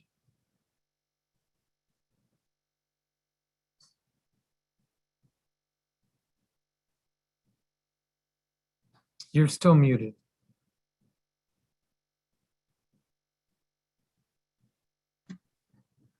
There. Okay. I'm so sorry. My name's Judy Taylor. I'm a resident of Ward 3. I've been tutoring children with reading problems for several years. During this time, I've seen many children encounter various problems with special education system. Parents of children who weren't reading on level were denied special education services because they were told they were not at least 2 years behind. The schools wouldn't even evaluate them. One parent said she wasn't even allowed to put the word dyslexia in her child's IEP. In any case, many children don't need to go the route of special education to achieve high-level reading competencies. According to Sally Shaywitz, an expert on learning disorders, dyslexia affects 80% of those with learning disabilities. The new DC Law 23-191 addressing dyslexia and other reading difficulties Amendment Act of 2020 provided that it is designed and implemented carefully will go a long way towards helping students struggling to read. I and many parents and educators are very interested in seeing how the law is implemented or how it's designed and implemented. Dyslexia is neurobiological in origin, characterized by unexpected difficulty in reading and spelling in children and adults who otherwise possess average or above average intelligence. This law will help all children, regardless of whether or not they have dyslexia, with learning disabilities by providing preventive reading screening for all K-2 students, teacher training on evidence-based techniques to recognize dyslexia, and teach reading in a manner that improves reading results for all children, and early intervention with science-based reading curriculum. My request is that the council in its oversight role carefully monitor the development and implementation of the literacy program spelled out by the law, as well as its results, and make sure the public can follow its progress. OSSI is charged with creating and carrying out most provisions of the law. Beginning with school year 2022 through 2023, OSSI is required to provide an array of supports, including those I just mentioned, such as the universal K-2 screening, teacher training, and science-based reading curriculum. And I wanted to point out that I read an interesting article in Education Week, December 3rd, 2019, entitled "Will the Science of Reading Catch On in Teacher Prep?" It says teachers often leave pre-service without clarity on cognitive science. The article gives examples of teachers who went through years of study at universities to become special education teachers and reading specialists and felt unprepared to teach reading because they weren't exposed to systematic phonics programs. Most did not understand the evidence-based strategies for teaching early reading unless they paid for further training beyond their university education. The article is very informative, and I recommend all council members read it. I have a link to it in my testimony, written testimony. And even though teachers and the special education teachers and reading specialists may be wonderful, they just have not been exposed to it. This lack of exposure is borne out by conversations I've had with DC teachers. This clearly illustrates the need for OSSI to act carefully and deliberately to design and carry out the law, which will apply to all DCPS and charter K-2 grades. We hope OSSI will form an advisory group composed of experts on dyslexia, educators, and parents of children with dyslexia to provide ideas and serve as a sounding board and results. We also hope OSSI will carefully gather critical information on the effectiveness of the program and make it easily accessible to the public, including the number of screenings that are carried out and with what results, how many interventions, and of which sort, and at which schools, which curricula they have approved, etc. In summary, DC students, both with and without learning difficulties, will greatly benefit from careful implementation of the Addressing Dyslexia law. My request again is that the DC Council and its oversight role monitor the development and implementation of this initiative, since many parents are anxiously anticipating its rollout and positive impact to help their young children achieve reading proficiency. Thank you very much for this opportunity to testify. Thank you, Ms. Taylor. Latifah Dawkins. I'm told she's not here. Stephen Powell. I'm told he's not here. Tracy Barnes. Good morning, Council Member Mendelson and Committee of the Whole. My name is Tracy Barnes, and I'm a mom of two little young men. I'm also, as you stated, a Ward 5 PLE paid board member. And I would like to thank you, the council members who joined us last week, PAVE's Parent Voice and Choice Week. It was nice meeting you and talking to you around our parent priorities of out of school time expansions and school-based mental health. And I hope we can continue to do that. I would also like to thank you for allowing me to share my testimony today. I believe DC needs to drastically improve the IEP system to make sure all students' needs are met and that it is accessible and easy to navigate for families. This is important for my family because I have two sons with IEPs, and I've had many negative experiences with the IEP system within DCPS. I do not want other families to experience what I did. The initial process of early evaluation and diagnosis for my oldest son was very frustrating because at the time, the DCPS school he attended did not inform me that they wanted to start an IEP process. The teacher took it upon herself to diagnose him based on a training she had just taken. She had someone from one of the DC child agencies observing him without my knowledge or consent during school hours. And as part of the process, this person popped up at my home one day to discuss next steps and options. I had no idea that this process was happening. This obviously made me livid and I felt extremely disrespected. Families should be informed immediately if teachers and/or other staff feel that students need any evaluation pertaining to their intellectual learning and/or social emotional issues. Despite the lack of communication from the school, that DC evaluator instructed me how to move forward. I then took him to early stages and he was diagnosed with sensory processing disorder. The process of creating his IEP was, to say the least, confusing due to the required elements of an IEP. His classification was learning disability, yet he was one of the few 4-year-olds that was already at a much higher academic level than his peers. The IEP team had a difficult time creating a plan for him due to, his IEP team had a difficult time creating a plan for him. His IEP was focused on academics when his need was social and emotional. That was a problem then, and it is still a problem now. Years later, he still needs social and emotional support within the school environment to ensure he is academically successful. The IEP process should focus on specifically what that child needs at that moment. If it's more social, emotional needs, then focus on that rather than feeling pressured to make up academic goals where it may not be necessary. In addition to the lack of concern for emotional and social support, another big problem is the categorization of specific disorders. He aged out of the learning disability classification and became autism because there is no classification for sensory processing disorder. Yet another problem, there should be a classification for sensory processing disorder. Although his classification of autism has worked out good for him, it has not worked out so well for his teachers. It confuses them and it causes more work for all of us involved. They prepare themselves and their plans based on what they see on paper, then oftentimes end up reworking it after meeting him and having more one-on-one meetings with me. I've been told numerous times that his plan does not accurately reflect who they see in class. The IEP classifications need to be updated to include more types of disabilities, and it needs to be specific to the diagnosis of the child.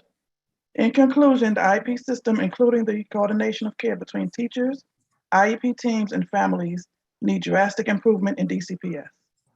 Thank you for allowing me to testify, and I hope you will consider the following suggestions that are listed below, as well as within my written testimony.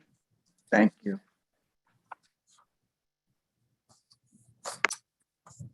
Thank you, Ms. Barnes. Dana Lowry.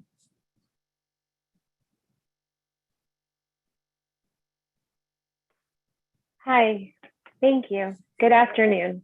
My name is Dana Lurie, and I lead student support at KIPP DC. I want to thank the council for holding this hearing so we can focus on these important issues.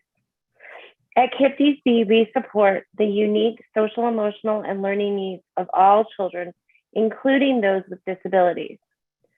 Over the past 5 years, we have nearly doubled our team of mental health practitioners and increased our student support staff to better address student needs.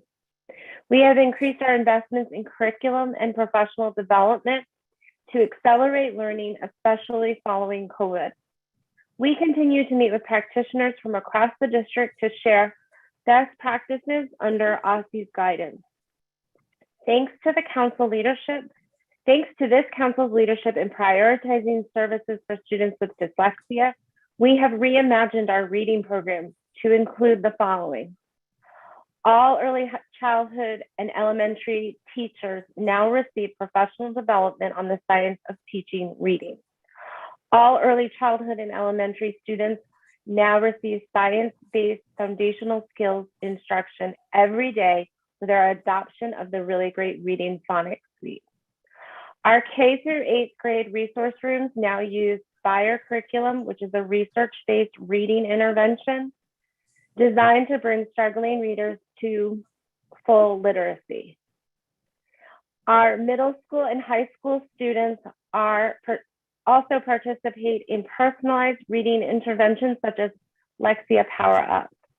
But even with those increased investments, we know we must continue to improve. The council could help us support all students, including students with dyslexia, by focusing on the following. 1, increase access to nursing and equipment for vision and hearing screening. There is currently a lack of nurses and equipment to conduct student hearing and vision screenings in our schools. These screenings are essential for special education evaluation. The citywide issue is exacerbated at KIPP DC, where 3 schools often have to share 1 nurse, and in Ward 8, where there is a severe equipment shortage. Number 2, seek clarification on policies and increase funding for compensatory education. Many students experience learning loss in the pandemic, and they need support. Students need additional guidance from the Department of Schools need additional guidance from the Department of Ed and OSSE. Specifically, we need guidance on how to conduct compensatory ed needs analysis for students with disabilities, how to structure services, including the proper number of service hours, and how to cover the cost. Number 3, work with DOH to streamline the certification process for related services and reinstate the reciprocity exemption. We ask the council to work to streamline the credentialing process for related service providers. The current wait time for new applicants has slowed our hiring process during a staff shortage. In addition, we ask that the council reinstate reciprocity in the exemption granted during the pandemic so that our providers can deliver services to our students in quarantine outside of the district. Number 4, modernize technical systems and recognize our longer school year. The current technical systems to monitor special education are antiquated and lead to delays for our families. When students transfer in and out of KIPP DC, it can take months for their files to be updated in the SEDS and TOTE systems. Similarly, our schools open in early August, which is before most LEAs. Every year, our families have to wait weeks for SEDS and TOTE to be updated. This has a negative impact on busing and basic service delivery. Thank you again to the council for discussing this important topic facing our schools, and I'm available to answer any questions you may have. Thank you, Ms. Lurie. Dave Kivra. Yeah, that was pretty good. Thank you. Good afternoon. I appreciate the opportunity to speak with you all. My name is Dave Kivra. I am a product of DC Public Schools myself, and a proud father of 3 boys who attend DC Public Schools. I've also worked in education for a little bit over 20 years, primarily in special education with districts across the country. And I appreciate you holding this roundtable. I know that I think it's something that actually should happen a little bit more often. I know that it seems like the committee of the whole shouldn't have to provide oversight of special education, but unfortunately, I think that's the case. And I think in the first panel, the statistics that in particular make that case were brought up in that in 2017-18 school year, 0% of DC's students exited special education from the age of 14 to age 21. And that's pretty striking. That did put us at the bottom of the entire nation. And alone at the bottom, there were no other states that had 0% of students age 14 to 21 exiting special education. And really the question, I think, and I submitted my testimony, so I won't read all of it to you, but I think the question is, why is this happening? And I know you've gotten lots of different feedback so far today, but a lot of why this is happening is because where DCPS is coming from, the focus has really been on compliance issues. And to the detriment, and there's good reason for that, but to the detriment ultimately of focusing in on what good instruction is. And students in special ed frequently are not provided good instruction. And so they don't end up exiting special ed. Instead, what often happens is they're given kind of a pat on the head and they're provided help accessing content material. And so we pour enormous amounts of resources and energy into helping students access content material at, say, 4th grade. Kid goes on to 5th grade, what do they need? Help accessing content material. They go on to 6th grade, what do they need? Help accessing content material. And it just replays itself again and again.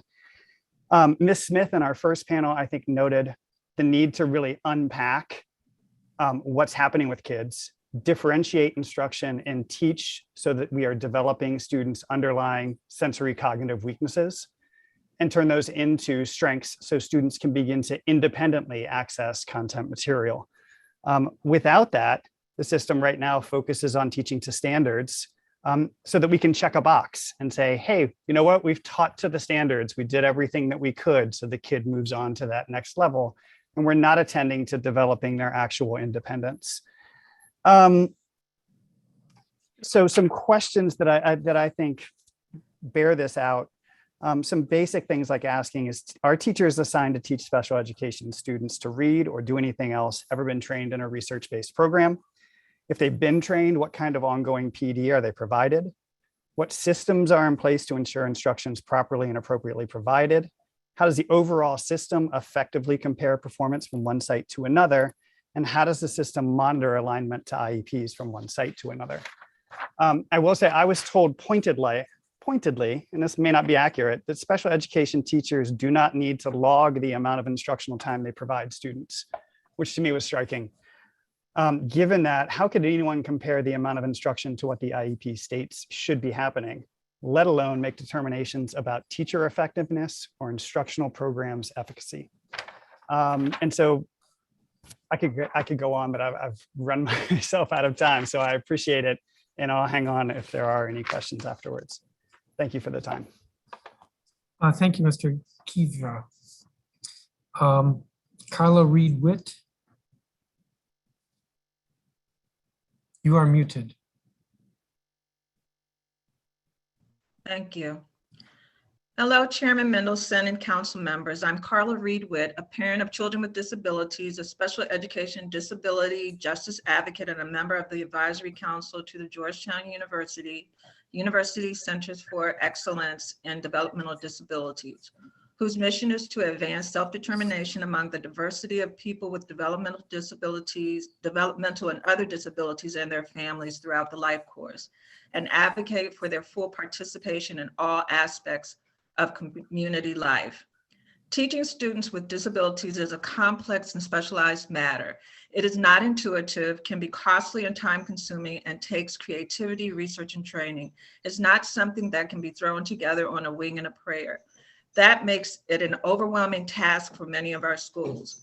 Any child with any specialized need can walk through school doors, and that school is legally required to provide a free and appropriate education to that student, whether they have a clue as how to do that or not.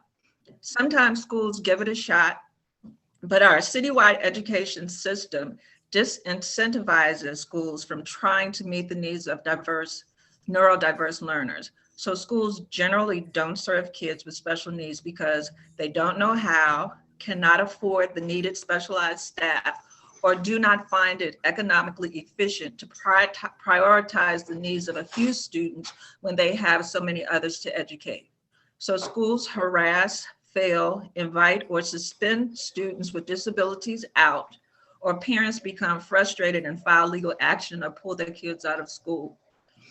I have witnessed this cycle repeatedly over the 20 years since my child entered the DC special education system. It is actually worse now and has resulted in a very lopsided special education system, with many DCPS schools serving more than their proportional share of neurodiverse students.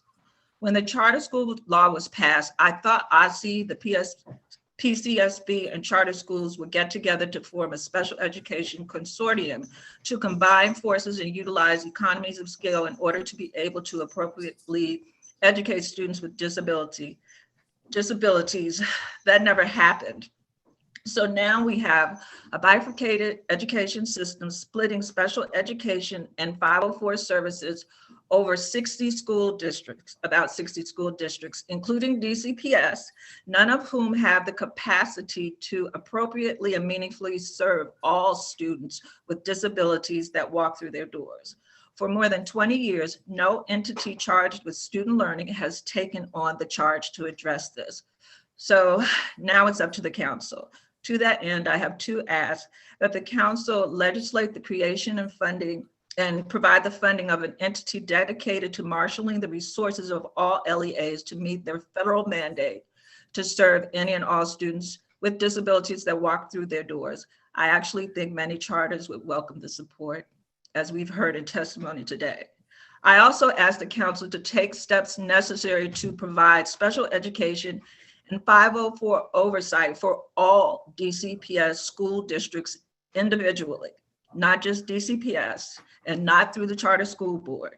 Each and every LEA must be held accountable for meeting the needs of students with disabilities. Thank you for your time. Thank you, Ms. Reidwitt. Kathleen Graylish. Great, thank you. Thank you, Chairman Mendelson and council members. I'm here as a DCPS parent. I have 3 students, including one with special needs. I want to thank everyone for being here just to advocate across the board for all students with special needs. I'm here as the parent of a student that's in an amazing classroom in an amazing DCPS school. But unfortunately, we have learned this week that our successful early learning support and intermediate learning support classrooms will be shuttered. This is heartbreaking. I will just read a piece of an email that I sent to Chancellor Farabee, and just to say, you know, DCPS with no prior communication or engagement of the schools and parents is going to expel special education students and reassign them to new schools across the city. There's no explanation or reason or rationale behind closing 2 highly successful programs that have flourished. They have the most talented, dedicated, and capable teachers.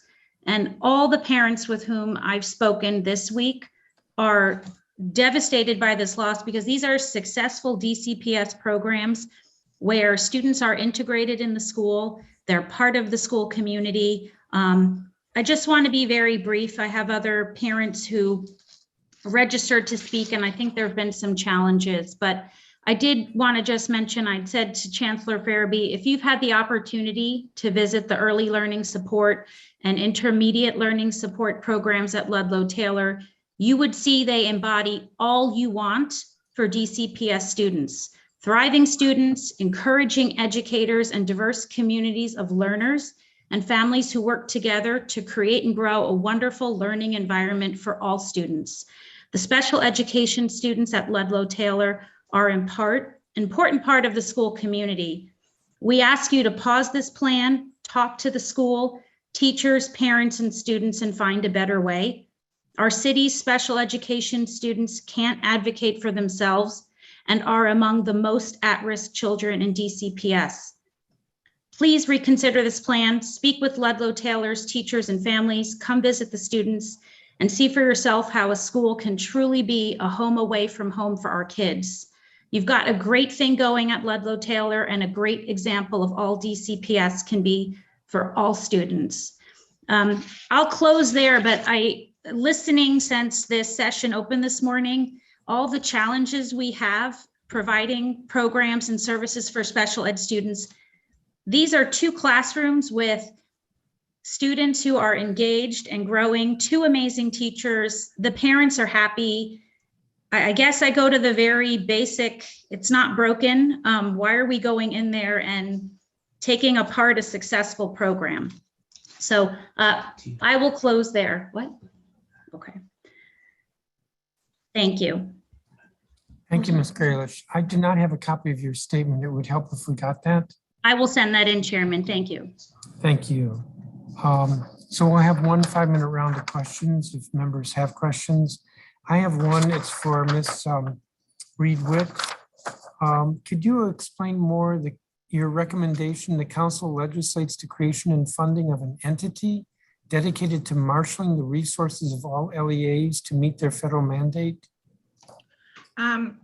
I don't know if it would be something implemented by OSSI or a separate entity, but because every school, no matter how big or small, or the other needs of the school, is supposed to educate every student with a disability, no matter what those needs are. And it really is impossible. When DCPS is a little better able to do it because they can pool money to provide special services. But with each charter school separated, being different, there's huge gaps in each LEA's ability to provide the services. So even if it was things like helping them to coordinate it, share teachers, pool funds to hire staff, work together to develop the pipelines, although that could be dedicated to that kind of thing. To pool the resources, there's just no way we can do it. DCPS used to do a lot more for special education. Is my personal theory that when we changed our governance system and focused on a business kind of model, that it really became inefficient for DCPS to really try to specialize and provide a lot of the things that they had been doing before, because they get no credit for it and it cost a lot of money. So now no LEA is charged with meeting the needs of kids. And our STARS system and other park system and other systems that we have actually encourage schools to try to weed themselves of the most difficult to serve students. So I really think that particularly the small schools would be interested in doing that. It sounds like KIP is doing some work, but KIP has a lot of schools. So they're probably a little better able to try to manage some of it, but we have a lot of charter schools out there that are unable to do it. And so what happens is DCPS ends up with high schools with like 24% kids with IEPs because parents try to get the services outside of DCPS. And a lot of times DCPS is the only one who can really afford to provide them with anything at all. Thank you. Ms. Capello, I don't have any questions for you, but I am going to ask Asi if they could respond to why your point that funds that are meant for special education are getting diverted. I will ask them to respond to that. Thank you. I just saw a note in the chat from Ms. Graylish. The people that you referred to didn't sign up to testify, so. They did sign up, but it might have been delayed coming in. It's Joy Harrington and Christopher Newhouse. Yeah, well, There was one was registered as Lauren, Amanda Laura McDermott. That was Joy. The names went in on an email. That's my fault, sorry. okay. I'm not sure what to say. I do have on the witness list Lauren Amanda Laura McDermott. And that person didn't come in? He didn't come in. When I sent the email, it got registered as her. It should have been Joy Harrington, who is a parent. But they still didn't register by 5 p.m. on Tuesday. Yeah, we have a two-part process. You have to sign up and then we send the link and you have to register. Okay, sorry, that's my fault then. Yeah, and I hate to say anybody's fault, but we have that process, so we don't have them. Okay, thank you. You're welcome to submit their testimony, though. I think this has all been helpful from everybody because Asi should be listening to this, and I'm hopeful also that representatives of the other LEAs are listening. So they're hearing some of these comments and feedback, and that should be helpful. Let me turn to colleagues. Councilmember Nadeau, do you have any questions?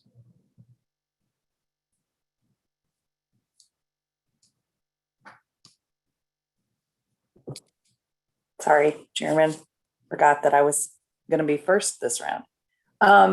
Thank you so much to these witnesses. I really appreciate it.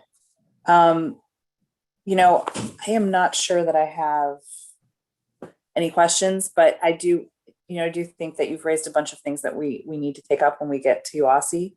Actually, for Ms. Barnes, I'd love to ask you one question, if that's okay. Yes. You talked about the frustrations with the IEP process, and I wanted to know who you were able to talk to regarding the process. And then what happened after you voiced your concerns? Well, it was a while ago. I don't know if you saw the big person that was right behind me. That's the son that I was referring to when he first started school. That's my first child. I didn't know how anything worked. And to have some stranger pop up at my door one day and say, okay, this is what's been going on in school, I just spoke to her because at that point, I did not trust the teacher to talk to her because the teacher was the one that started the process without our knowledge. So I just, well, let's go back. When she knocked on my door and I asked her, who are you? She immediately advised me that I can stop this process right now because it was done illegally and that I can pursue legal action against DCPS and the school. So from that point on, I trusted her. So everything, every bit of information, every question, I only went through her. Because at that point, this DC evaluator, I don't remember where she was from. She was the only person I trusted, not the teacher, not the principal, not anyone at the school, no one. So I just took her advice and everything she told me to do, I did it. She instructed me to go to the IEP coordinator, talk to them. She told me the questions to ask, what to do. Her and the IEP coordinator coordinated with me, and that's how I got him to early stage. But that person that was sent to my home without my knowledge was the actual lifesaver, our lifesaver through this whole situation. Wow. And you were just totally in the dark until she came. Mm-hmm. Yeah. And for some reason, I remember that day my son was home and he ran to her and gave her a hug. It was 4. And I grabbed him and she knew his name and she knew everything about him. And when she saw our reactions, that's when she realized, and that's when I asked her, who are you? That's when she realized, wow, this school had me evaluating this child and these parents had no idea. Yeah, that's not how I think it should work, right? You should be able to know what's going on with your kids and be able to trust the people that they spend more time with than you during the day, right? At 4 years old and his first, I didn't mention before October, within the first 2 months of knowing my child, this lady just had a training and just assumed because he walked on his toes, oh, he must have autism because of all these reasons. And then I had no idea that she had basically strangers, following my 4-year-old around. Yeah. Seems like something that could have just started with a conversation with you. At the very least, because I picked up my child every day from school. So, yeah. I have a 4-year-old, by the way. And one of the things that's so hard as a parent is you send your kid off for the day and, you really only know what they tell you, right? They come home at the end of the day and what happened today and what'd you learn? And you kind of, there are some schools that do like an app or whatever, and you get pictures and stuff periodically, but it's not like when they're with you, right? Right. So especially when something's going on with your kid. And as a 4-year-old conversation. Right. And as a 4-year-old, and I only have boys, but I do have a lot of nieces. My nieces talk and share much more than boys do in general. And as a 4-year-old who came home and said nothing, he would just cry sometimes because he was so overwhelmed from school. He would just cry and sleep. I had no idea what was happening. But when I saw his reaction to this, he did not enjoy his teacher. He did not like his co-teacher. He actually enjoyed this DC evaluator who was evaluating him. So she was the only person that we trusted. And because of her, not because of the teacher, not because of that principal, not because of DCPS, because of her, he finally got what he needed. And how old is your son now? He is 15. Wonderful. Well, thank you so much for your testimony and for answering my questions. Thank you, Chairman. Thank you. Thank you, Councilmember. Councilmember Treon White, if you're here, do you have any questions? Thank you, Chairman. I'm here, but I don't have any questions. I'd like to thank those who gave us some valuable information in which we will take back and figure out ways we can be helpful and give guidance to our school system to better address the needs of our babies and our young people. So I want to thank you all for joining us today. Thank you. Thank you, Councilmember. So that's going to conclude the testimony from you all. I want to thank you. I think I said this a few minutes ago that your testimony is helpful, not only informing us, but because at least some city officials are watching the hearing, and so they're hearing this feedback as well. Thank you. So I'm going to take like a 5-minute break, and then we'll hear from Victoria Glick, who is with OSSI. As I said, about a 5-minute break. That means I'm going to say 1:22. We will come back.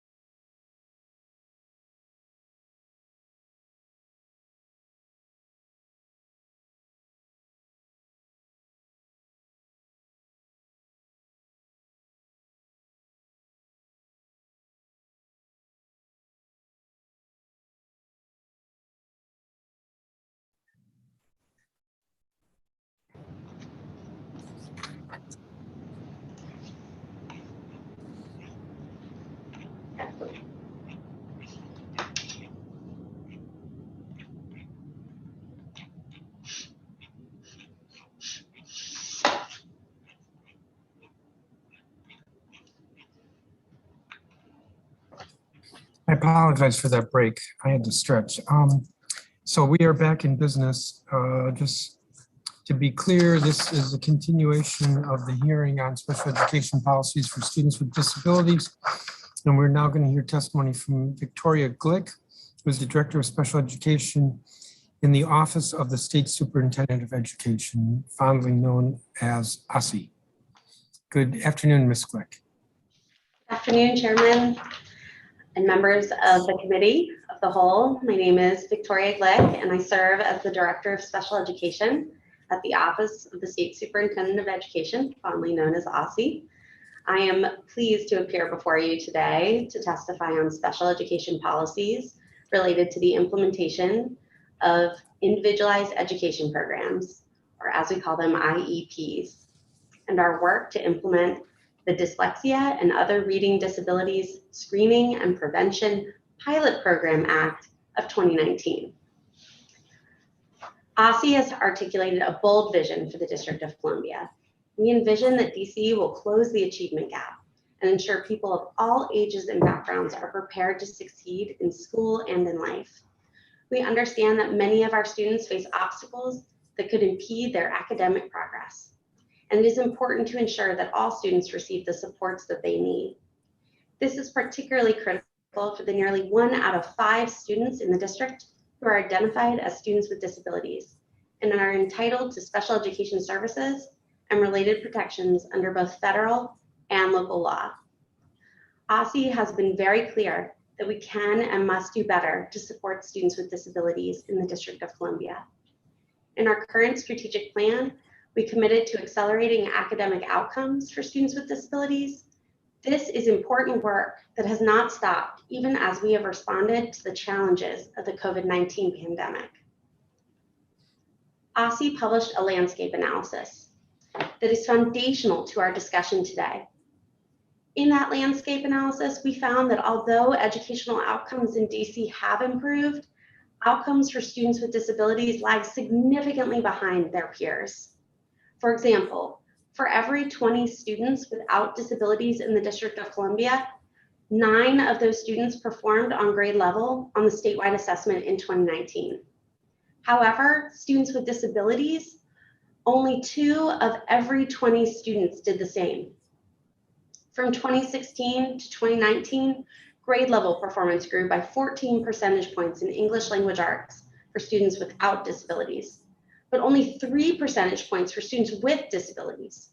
Further, attendance rates are lower and discipline rates are higher for students with disabilities. And although the District of Columbia has outperformed other urban jurisdictions in academic achievement, as observed on the NAEP, that's not so for students with disabilities, with Miami-Dade, Boston, New York City, and San Diego demonstrating better outcomes. We are very clear on what it will take to improve this disappointing and concerning reality. We strongly believe that students with disabilities can perform at grade level when provided with appropriate services and supports. So, what are we doing about it? First, we are very concerned about the impact that the pandemic has had on students with disabilities. And it is critical that we are rigorous in our analysis to understand the impact of this pandemic. This council has expressed serious concern about the lack of data on learning loss during the pandemic due to the suspension of statewide assessments for the past 2 years. We are pleased to administer the statewide assessment to all students this spring. This is foundational information that we will use and share with all our stakeholders. So we are all working from a common set of facts. OSSI has also published a special education roadmap, which outlines the steps we are taking to accelerate outcomes for students with disabilities. Our key efforts focus on data, educator support, LEA support, and support for our families. We must set clear and high expectations for focusing on outcomes. That is why OSSI is revising its IDA monitoring process to drive program improvement and state-level supports and expand access to actionable data for our families. We must strengthen the capacity of the district's leaders and teachers, and we are doing that by making available a Foundations of Special Education micro-credential to support special education assessment and instructional methods. We are also working to refine licensure requirements for special education and our general education teachers. These efforts will build field readiness for our educators. We are also investing in more opportunities for LEA and school leaders to come together to build their knowledge and skills. We are providing supports to LEAs to enable the timely and appropriate identification and placement of students in the least restrictive environment. We are finalizing updated regulations for IDA Part B and will be moving to final rulemaking after several rounds of public comment and public engagement. We must expand access to actionable information and data for our families and educators and our leaders. To that end, we are revamping our special education data system, known as SEDS, to improve the user experience. We are using federal recovery funds to partner with the Ombudsman for Education to build a family resource center to help parents of students with disabilities navigate a complex landscape. And finally, we continue to build on school-wide systems of support, with many of our recovery investments focused on increasing access to mental and behavioral health resources for all students and increasing the use of trauma-informed practices. Collectively, we believe that these efforts will improve outcomes for our students with disabilities. OSSI is very clear on the urgent need for improving services and outcomes for students with disabilities. And we believe that the work we are embarking on in partnership with many of the stakeholders and advocates that have provided testimony today and in our OSSI-led opportunities for stakeholder engagement can achieve our shared objectives. To engage more deeply in conversation with you, I would like to provide some foundational knowledge on special education laws governing the implementation of individualized education programs, or IEPs. I will also provide an update to you on our work to implement legislation pertaining to dyslexia.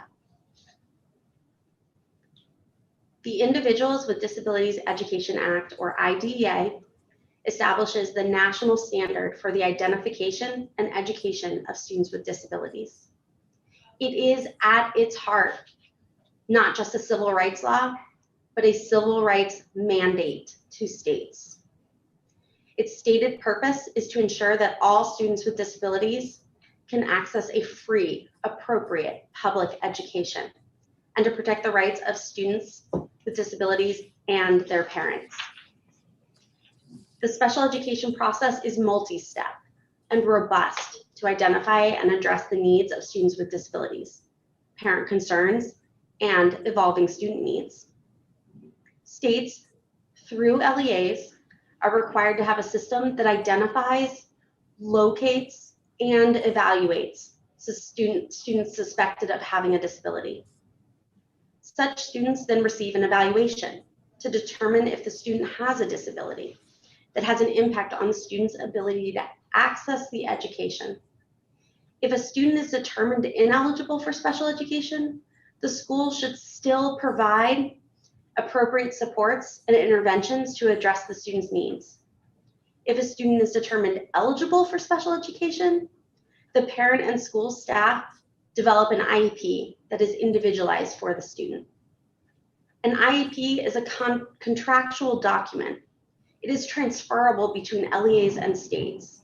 It dictates exactly what supporting services a student requires to access their education.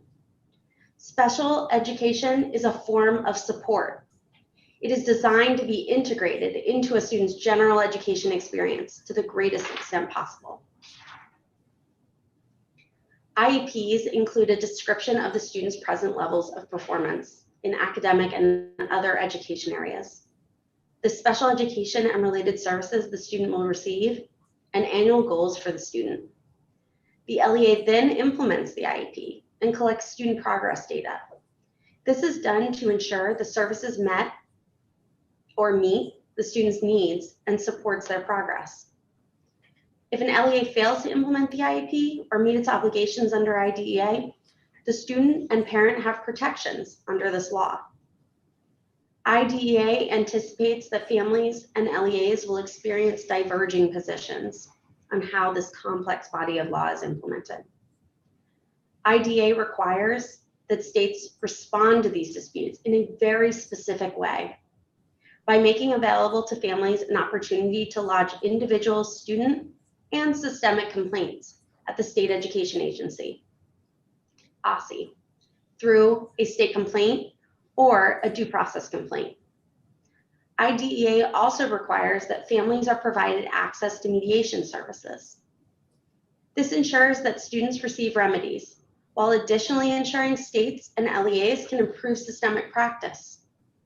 Although the district experiences high rates of family engagement in these dispute resolution activities, we have seen that the vast majority of conflicts that arise throughout this complex and individualized process are resolved between LEAs and the families that they serve. Special education is further defined by a wealth of evolving case law, as well as local laws, regulations, and policies that govern and distinguish the responsibilities of state education agencies and local education agencies. OSSI engages in robust policymaking that is informed by stakeholder input, implements a monitoring framework that examines both compliance and student outcomes, and provides a multitude of training opportunities for LEAs and educators. These activities encompass a robust state oversight system designed to support LEAs and schools in meeting their obligations for our students with disabilities and to support students in achieving their academic goals. LEAs and their school campuses are how the state education agency delivers our resources to students and families. The public emergency posed unique challenges for students with disabilities and the LEAs that serve them. As schools continue to navigate the impacts of COVID-19, OSSI has released iterative guidance to LEAs addressing their obligations to support our students with disabilities. OSSI additionally delivered training and resources to our LEAs to support student recovery.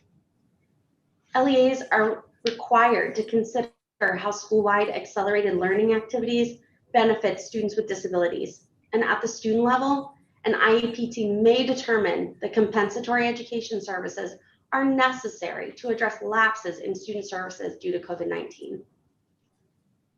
While the district has historically experienced ups and downs in its performance in special education, OSSI's dedication of resources has changed the trajectory of special education service delivery. Achieving 3 consecutive years of high ratings with the U.S. Department of Education. Consistent with SEA obligations under IDEA, OSSI has worked diligently to establish a rigorous and effective system of general supervision that aligns with the role of other state agencies across the country.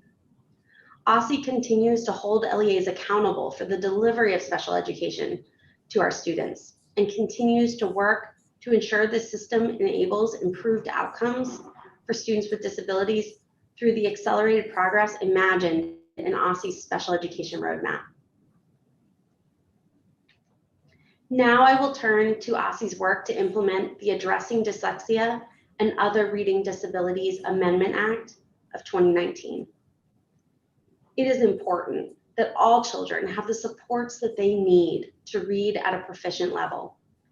Further, we believe that sound instruction and literacy with more intensive reading practice is the right intervention for students with dyslexia.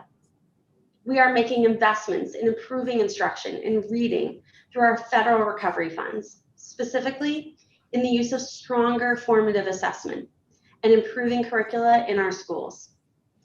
And in partnership with the State Board of Education, our proposed regulations governing the approval of education preparation providers place a special focus on ensuring that teacher candidates obtain training in the science of reading. Specifically, the Addressing Dyslexia and Other Reading Difficulties Amendment Act of 2019 requires OSSI to provide supports for regular professional development that will help educators recognize and screen for reading difficulties. Further, it requires us to provide awareness training on reading difficulties. In addition, it requires OSSI to produce a list of screening instruments and guidance to local education agencies on screening, remediation, and intervention. This legislation was subject to appropriations until the passage of fiscal year 2022 budget by this council. OSSI was given the funding needed to staff this work, and we are in the process of onboarding the hire to lead this critical work. We are excited to deliver on this work for the 22-23 school year. In closing, the federal and local laws and regulations governing special education are quite complex. Within this context, OSSI works hard to support our stakeholders, our LEAs, our schools, our advocates, and our parents in understanding obligations and entitlements under these laws. Further, compliance with the law, although necessary, can be insufficient, for it is critical that instructional practices at the school level improve to better serve our students with disabilities. I hope that the testimony that I have provided today provides you with a primer of our work at OSSI, along with the laws governing special education. Together, I strongly believe that we can do what it takes to improve outcomes for our students. I am excited for the conversation that we will engage in today, and I am prepared to answer your questions at this time. Thank you, Ms. Glick. Thank you, Ms. Glick. So we will have 10-minute rounds of questions. At least that's my hope. I'm going to begin with this. So I have a bunch of questions, but I was struck by this testimony from the last panel of witnesses. It's something I probably should have known, that during the 2017-2018 school year, 0% of DC students aged 14 to 21 exited special education. That ranked DC last in the nation. Not simply last, alone in last. Can you speak to that? Yes, thank you for the question, Chairman. And thank you for having me here today to have this discussion. Before we dig into the question about exits, I want to thank our advocates and families for their testimony today. It is very helpful to hear their perspective and the challenges that they face, as it truly does impact the work we do at OSSI. To address your question about exits, I do acknowledge that, yes, that data is correct. The district stands last in the nation with regard to exiting students from special education. Let me talk a little bit about how this process works under IDEA, and then also— No, because that'll use up all my time. That figure was from 2017, 2018. Are there figures since then? And are they any different? Yes, there are figures since then. However, we do remain at the lower tier nationally on this. Is lower tier the same as last? I would have to dig back into the data to confirm whether or not we are last in comparison to other states, but we are. We have filed our most recent report on school year 2020 data with the U.S. Department of Education, and we can get you that exact number. I think that it's important to note here that this particular measure is based on whether or not an IEP team has decided that a student no longer requires special education services, and that our IEP teams are highly focused on ensuring that students achieve their academic goals before they are exited. And so exit is not necessarily viewed as a positive in our district as it may be in other places. Well, I'm not sure I'm going to agree with that. The witness who made the point that the purpose of the IEP is to provide the support so that the student can, and in many instances, the student ought to be able to overcome his or her disability, and the IEP would no longer be needed. That seems to me to be true. Tell me if that's not true. So there ought to be exits, and the witness's testimony or point seemed to be that there's not enough emphasis on actually improving the academic results. Before you answer that, because there is a question there, I mean, it reminds me of the hearing before we moved the dyslexia bill, where DCPS came in and said, oh no, we're teaching kids. And it was so clear that they were not doing what needed to be done to first recognize kids who might have a reading disorder. Second, figure out exactly what that disorder was, such as dyslexia. And then third, have teachers who were trained in being able to teach with a reading disorder. I mean, all three steps, DCPS was deficient on, and yet they just acted like there was no problem. We're getting all these kids. So that's consistent with the point this witness made. If nobody's exiting, then that suggests we're not doing a good enough job with the IEPs. Thank you for that additional context. It's very helpful. So when an IEP team considers whether or not a student is eligible to exit special education, they consider whether or not that student continues to require supports to access the education. In many instances, a student's disability cannot be overcome, but instead will continue to require those supports well into adulthood. Academic achievement is not necessarily an indicator that a student no longer requires supports. And so for many of our students, they will continue to require those supports through their entire academic career. Sure. So if many will continue to require the supports, that means at least some will not. Yes. Correct? So what is OSSI doing to change the attitude within the LEAs that they're working harder for those kids who can exit, that they can exit? Yeah, thank you for the follow-up. So OSSI provides state-level oversight with regard to these specific IEP activities under IDEA, and we provide a variety of trainings and supports to our LEAs, specifically around the full gamut of the IEP process, whether that be eligibility, which you heard a lot about today in terms of referral, all the way through exit. And we train LEAs specifically on the criteria for exiting a student. We also train them on the instructional practices to support ensuring that IEP supports are aimed at moving a student towards academic progress, such that if they are a student for whom IEP services are a temporary need, are able to exit. Could you provide follow-up data for each year, the last 5 years? That would be school year 2016 to 17 through last year, school year 2021, the exit data? Absolutely, yes, we can do that. Thank you. Thank you. So let me ask you, in your statement, you said that you are in the process of onboarding the hire to lead in the critical work regarding the dyslexia bill. Onboarding means that person isn't on board yet. Can you tell me why, and will that be that person be working in your office?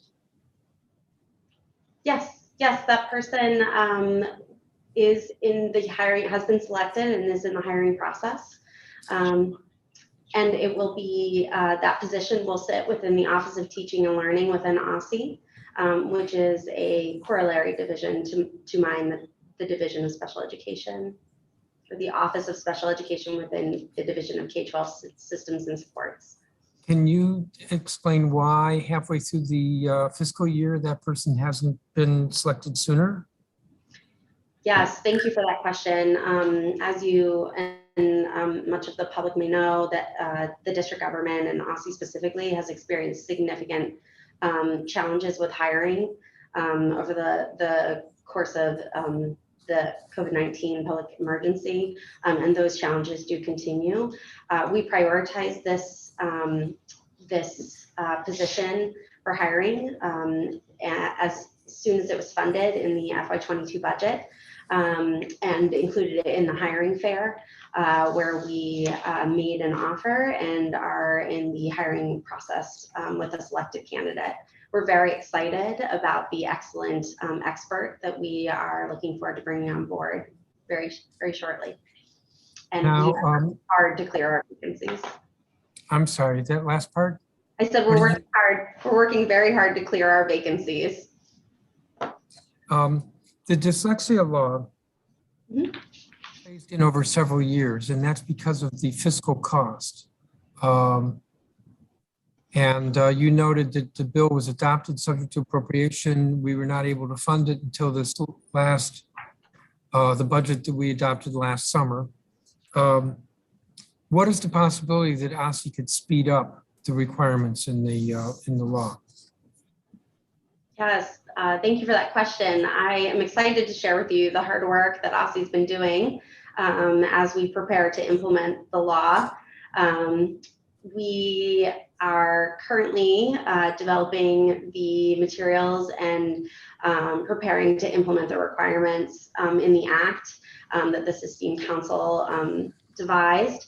And those include delivery of a professional learning series for our educators, awareness training on identifying reading difficulties, putting together the list of the recommended screening instruments that the Act requires, and also developing our guidance on specialized remediation so that we can in fact meet the requirements of the law to implement those tools and train our teachers and engage our public in school year 22-23, which is shortly upon us.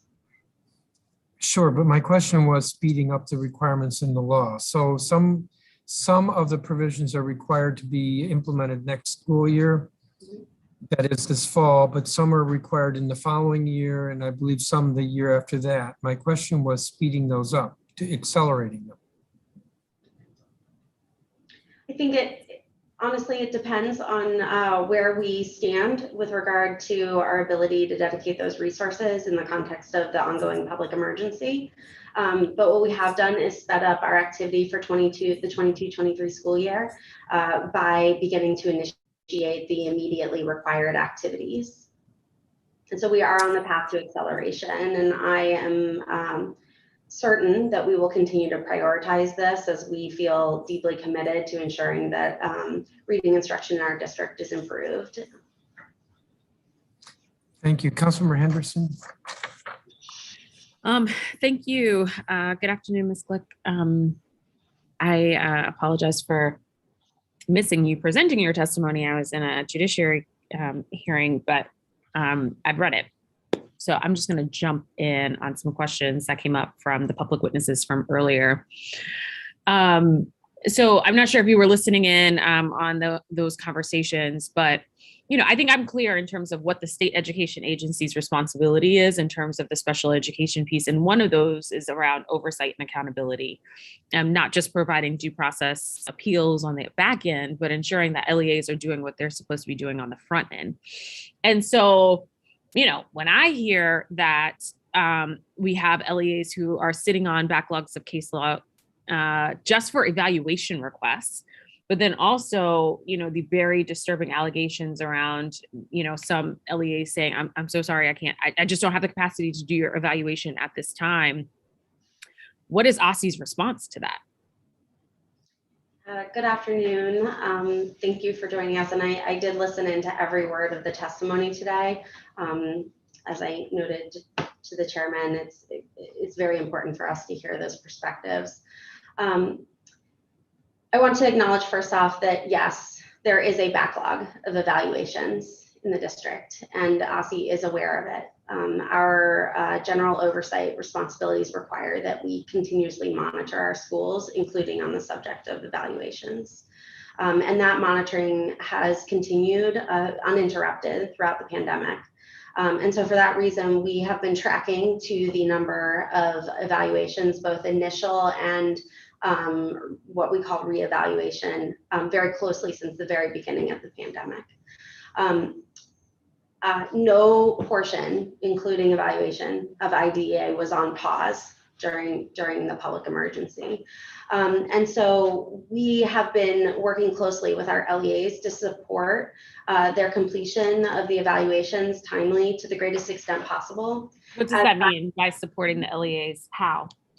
Sure. So we've been providing them with real-time information about their backlog data, so that they're well aware of what the numbers are, where the lists land.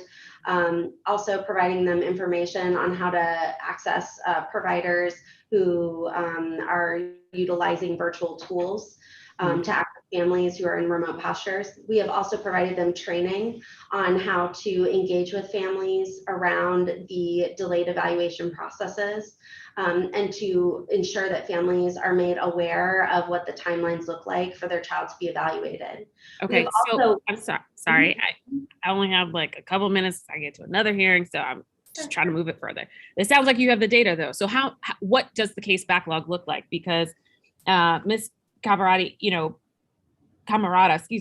Julie Camarata, who was testifying earlier, she only had a survey of around 24 LEAs. So you, I would imagine, have a further look. What are we talking about here? Yes. And I have seen Ms. Camarata's survey data. In fact, Ms. Camarata and I worked closely to make sure that OSSI could speak with our LEAs directly about these challenges. The data that Ms. Camarata reflected in her sample is accurate. Our LEAs are currently experiencing backlogs of in the low 20s for initial and reevaluations combined. How many total district-wide cases are currently pending evaluation? I do not have that specific number today, but we can certainly get you a real-time count. Our APR, our annual performance report to the U.S. Department of Education on our evaluation activities for the 2020 school year reflected a significant decrease in timely evaluations. We're in the 60% arena this year. I can tell you that at the start of the pandemic, before much of the technology and training was delivered, we were at a much more significant and an alarming rate of untimely evaluations. And so we are seeing an upward trajectory now as we return to schools and LEAs are able to engage in pre-planning around the influx of referrals that were missed during the initial closures because families were not referring at the same rate, or teachers have limited access to their students, versus now when they are back in school buildings and have greater accessibility to our students. I really would like the number, because I know what she's saying in sort of the average of 24 cases. I know that's not true for DCPS. It can't be true that DCPS only has a backlog of 24. Just given the size of the LEA, it can't be true for KIPP, right? Just given the size of the LEA. And so I feel like that's some of the questions, those are some of the things that I would hope OSSI has a hold on, because as you said, nothing about special education law stopped during the pandemic. And yet we know that it did for a lot of families. How they experience special education services, it stopped during the pandemic, or it wasn't really effective, right? Delivering special education services for some in a virtual posture, it was a very difficult. Part C the same way, Strong Start being virtual for such a long period of time for very many families. I'm curious how OSSI is sort of fitting into this conversation around finding staff who can conduct the evaluations, in particular psychologists. The testimony earlier today of saying psychologists are hard to find. Now, I know that's the case because I had a conversation last week with Dr. Bazaran at the Department of Behavioral Health, that they're having a hard time even finding people for the school-based mental health program. And so have y'all gotten together? Are we having conversations with our agency partners here in terms of how do we recruit more people to meet the multitude of needs in this particular area? Thank you for the question. I'm especially excited to talk to you about this topic because I've been speaking with our LEA special education staff specifically about these provider challenges. And as you heard in the testimony today, there are concerns about staffing in our transportation department. Yes, staffing challenges exist, and that ranges from special education teachers to related service providers to bus drivers and attendants. And those shortages are real here and across the country.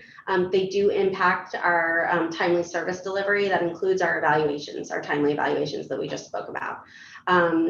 In some instances, we are recruiting actively, and for instance, in our bus drivers and our attendants. But the competition for labor is incredibly steep.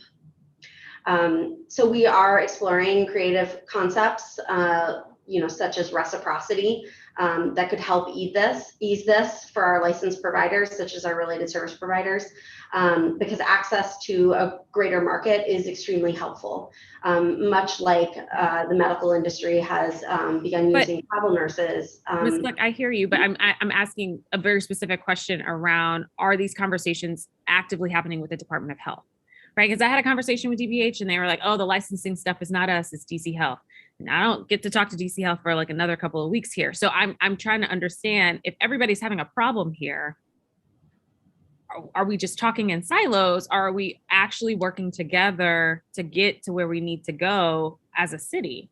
Because OSSI is not the only one who's having these issues. LEAs are not the only ones who are having these issues. And so, I don't know, I'm just trying to are we thinking creatively really around this? Yeah.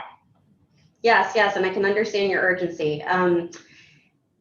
OSSI is currently engaged in conversation with the Department of Health around the reciprocity and the cross-state line reciprocity for student service providers to receive services through telehealth when a provider or a student is quarantined, which is that's the current problem with regard to this, which looks a little different than when we first went into the virtual posture. So we are engaged in those creative solutions and rethinking how to expand our ability to capture students and receive these services through telehealth when they are unavailable in the school building. Okay, I know telehealth, I know it's a thing that we have to use because of the issues that we're facing, but like, I have a 2-year-old.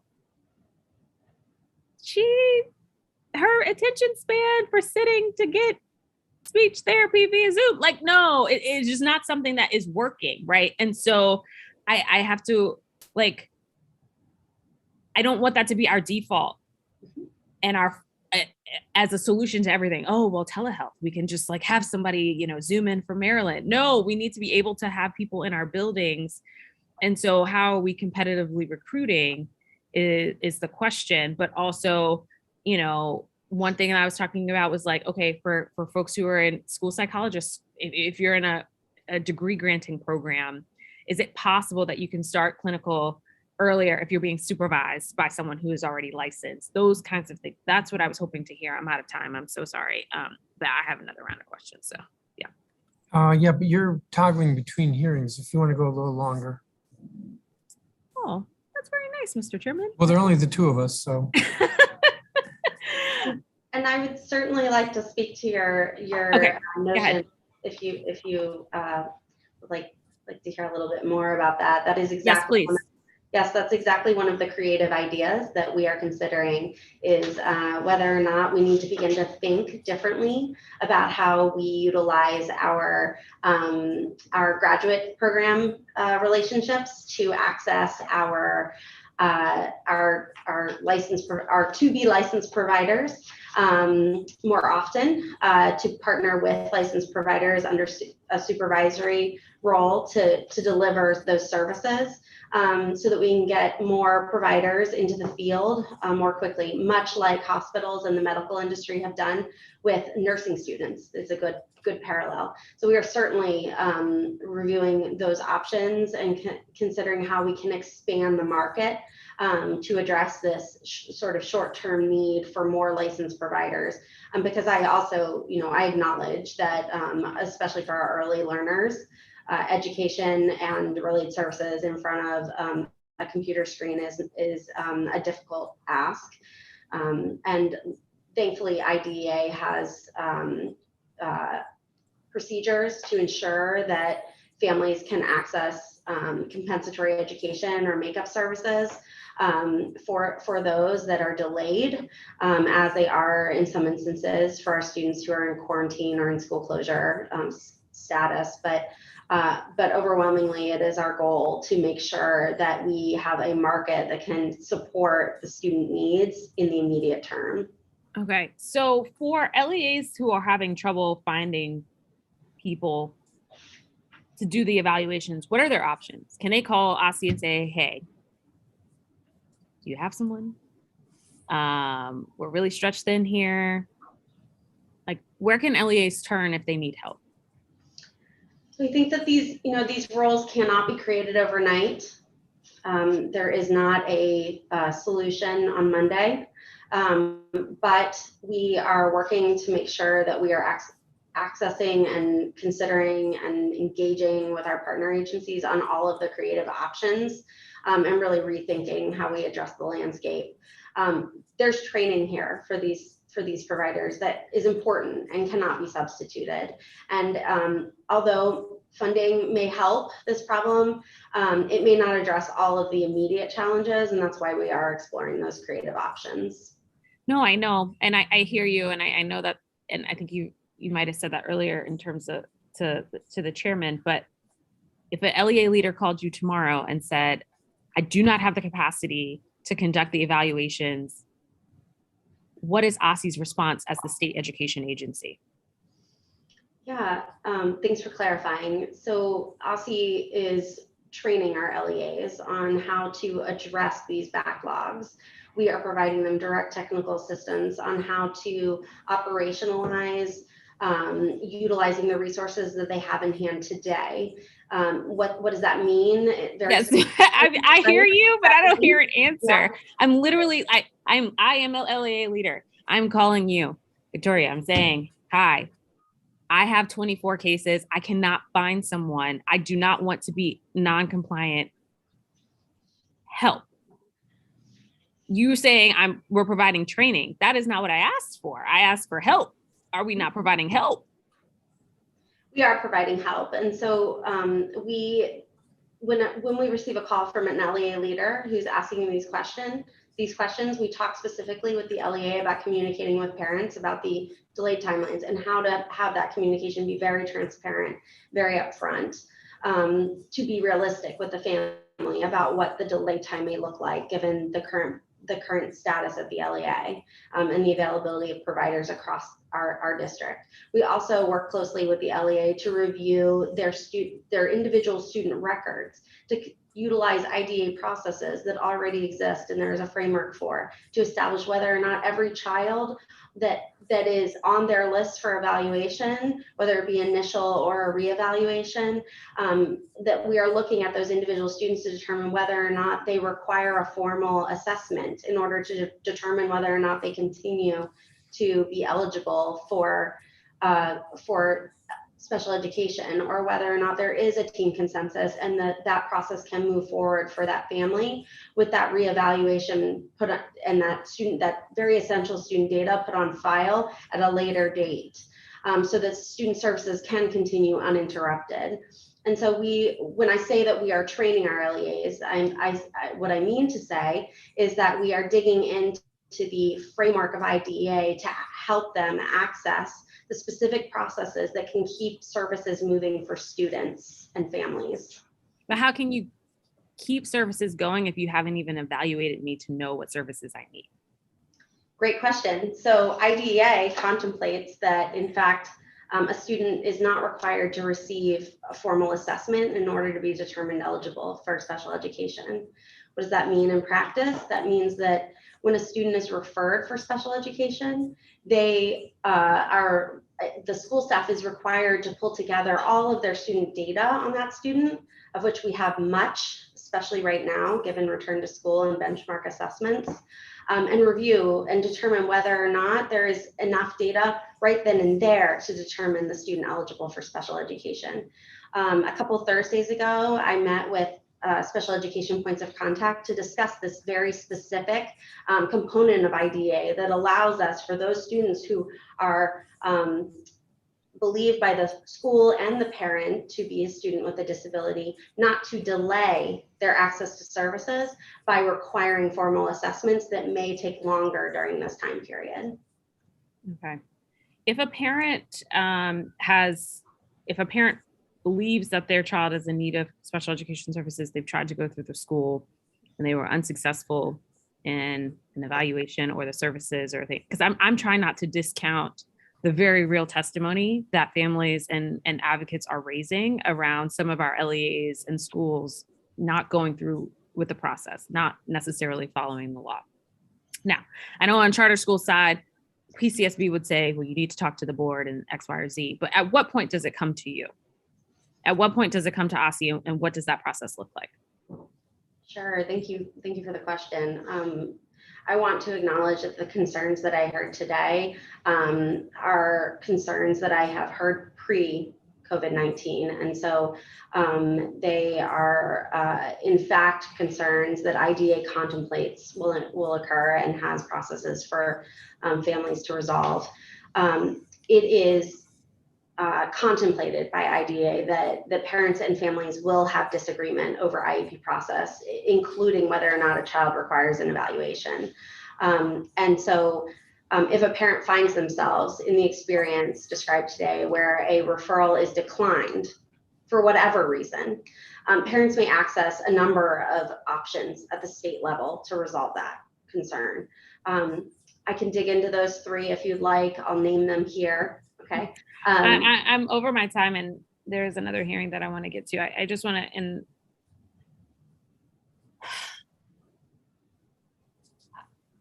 I think for a lot of our parents who have children who are going through a variety of things, the last 2 years have been really difficult. And unfortunately, even just on the evaluation side, parents want validation that what they think is happening is not an aberration, but that their children is going to get help, whatever that is, whatever that might be. I hate that I'm getting emotional about this, but I feel like we have a problem here. And unfortunately from you and your responses to my questions, just even on evaluations, it doesn't even feel like we have some type of statewide plan to get the professionals in the building. Everybody's, oh, it's a problem, it's a crisis or whatever. But like, I don't hear any type of urgency from anyone. And I don't want to deflect this on you. I'm sure I'm going to get a call from the superintendent later about this, but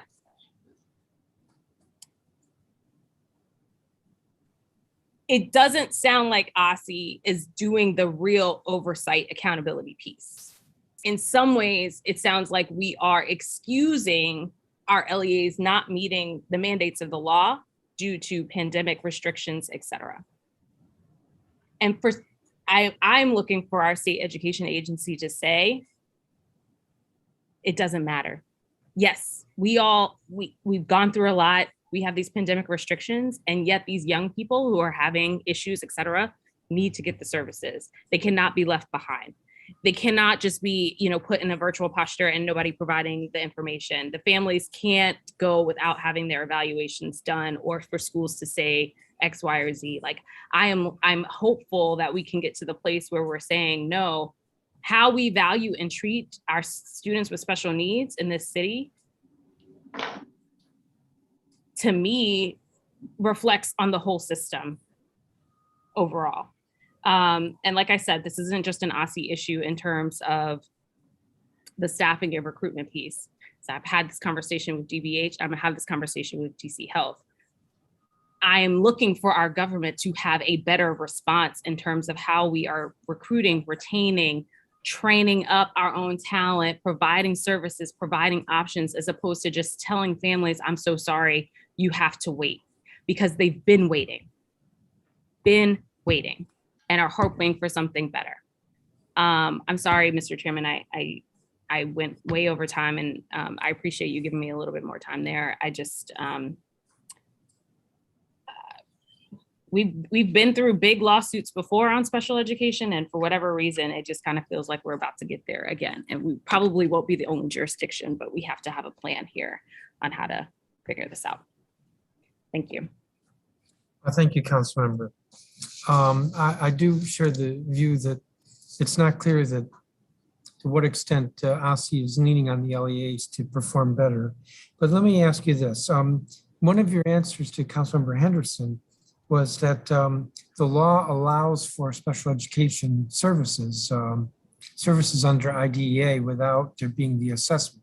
So educational work can commence right away without the delay of waiting for the IEP. But there still has to be an IEP, correct?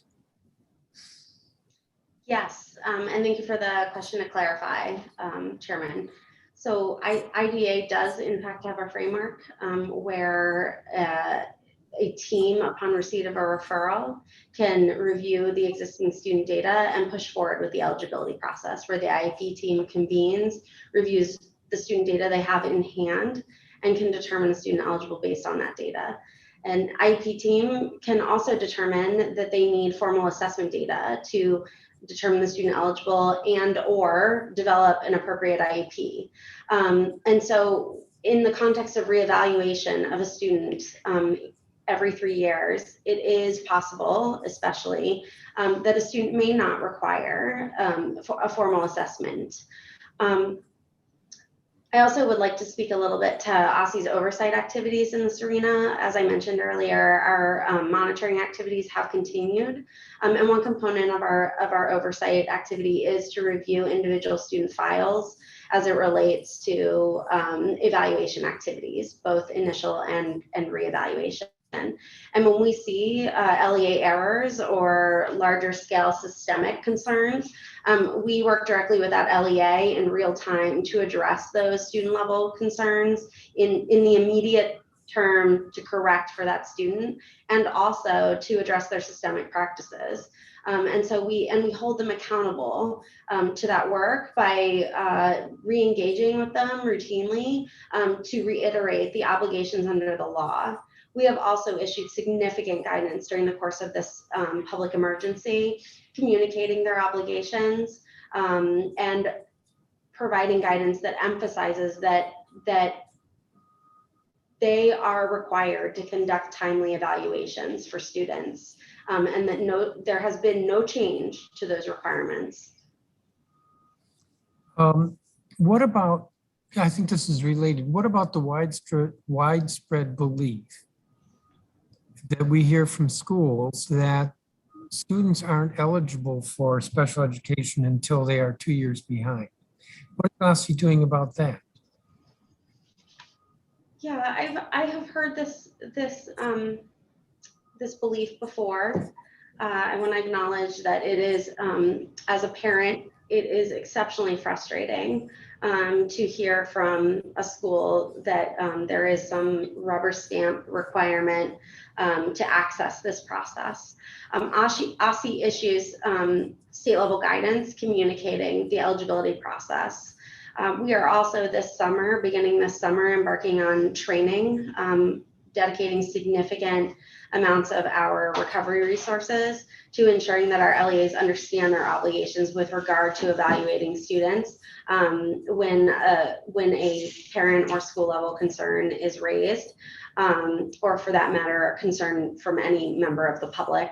And I think that it's very important to recognize that we have professionals in our schools who are trained to address these concerns, and that we provide significant technical guidance to around addressing those instances that are isolated where we find that they are experiencing a misunderstanding of their legal obligations. Well, it's pretty clear to me from past hearings as well as today that the belief that a student has to be 2 years behind before they can even qualify for a discussion about special needs, that belief is pervasive. One of the first witnesses we had was ANC Commissioner Salim Adolfo, and he convened a group of parents last week, I believe, and one of the recommendations that came out of that is better, how do I want to put this, better education of parents as to their rights or their students' rights under IDEA. What are you doing in that regard? Yes, thank you. If you say you have something on your website, but if I'm a parent who is a little unclear about my child, and while my child is struggling with reading, I don't know that there's a reading disorder. So why would I even think to go to OSSI to look at what my rights are under IDA? So what are you doing to try to educate parents? Yes, thank you. Thank you for this question.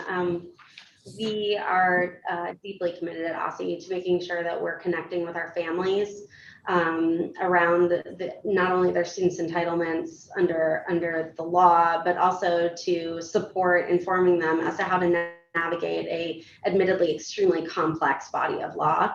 OSSI is, I'd like to talk a little bit about a number of the strategies that OSSI is employing now to support that work with families.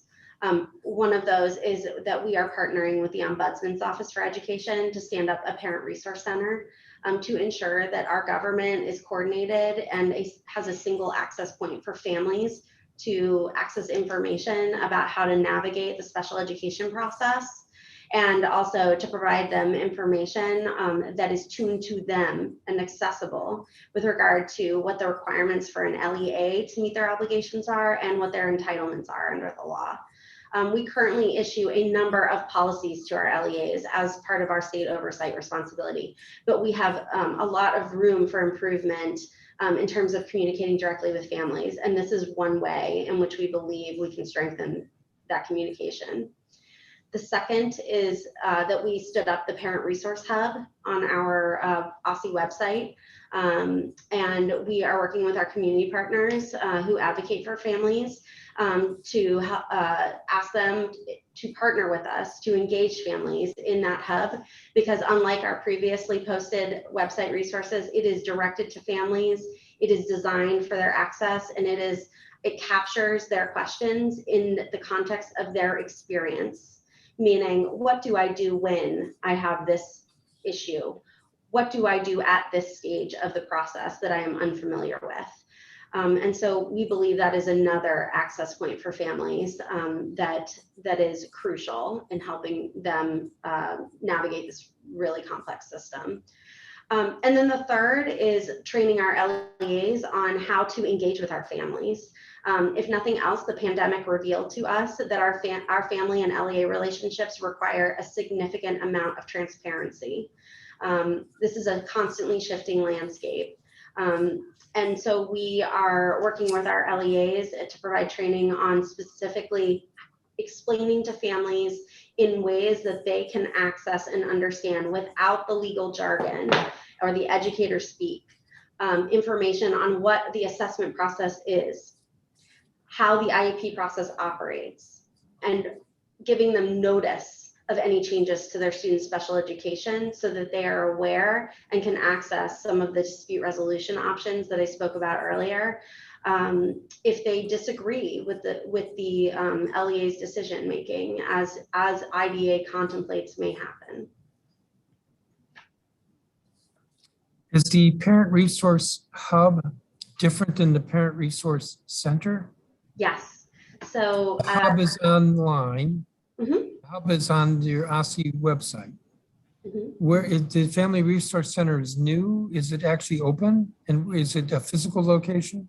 It is planned to be open in the near term in this school year. It is an expansion of the Ombudsman's resources.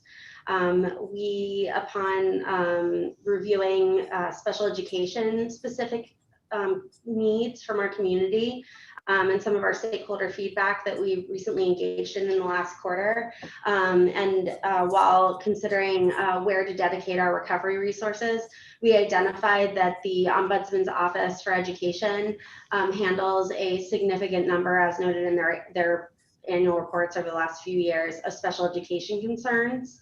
And so we are dedicating resources to expanding their office to include this Parent Resource Center, which will be a physical location.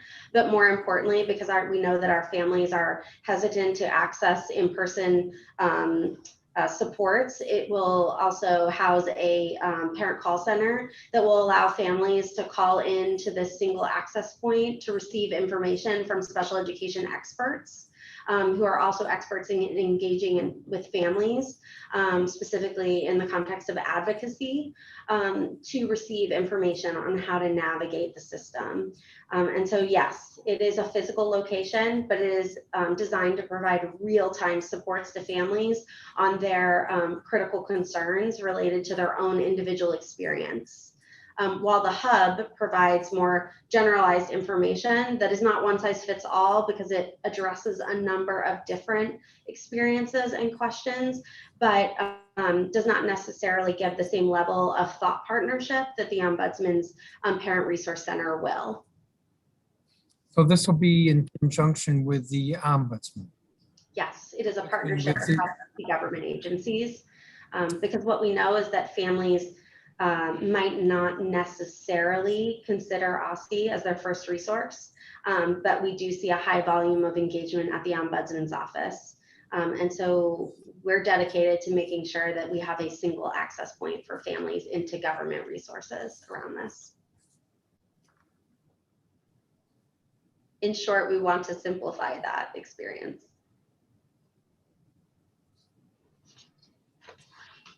Let me see.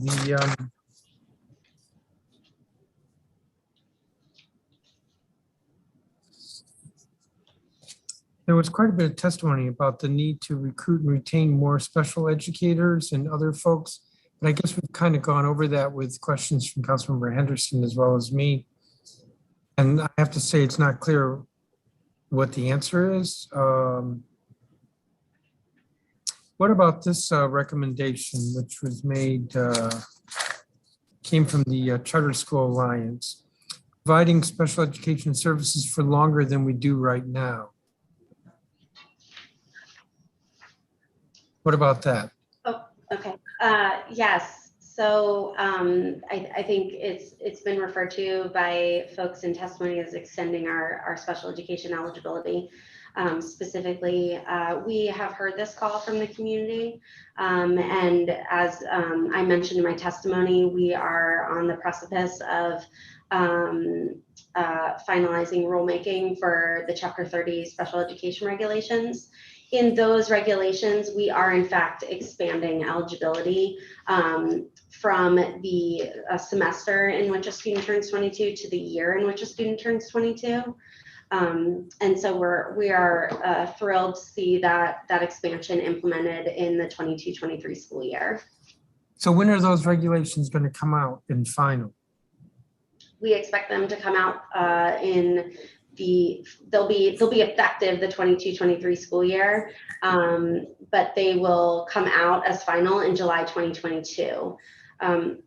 I'd also like to share with you some of the activities that we are undertaking to make sure that our community is prepared in the field to implement. We are currently preparing to, beginning in summer 2022, we will deliver trainings to our LEAs on the implementation of those regulations. And also we will be rolling out a set of consultative supports to our LEAs to support their practice-based implementation of the regulations also.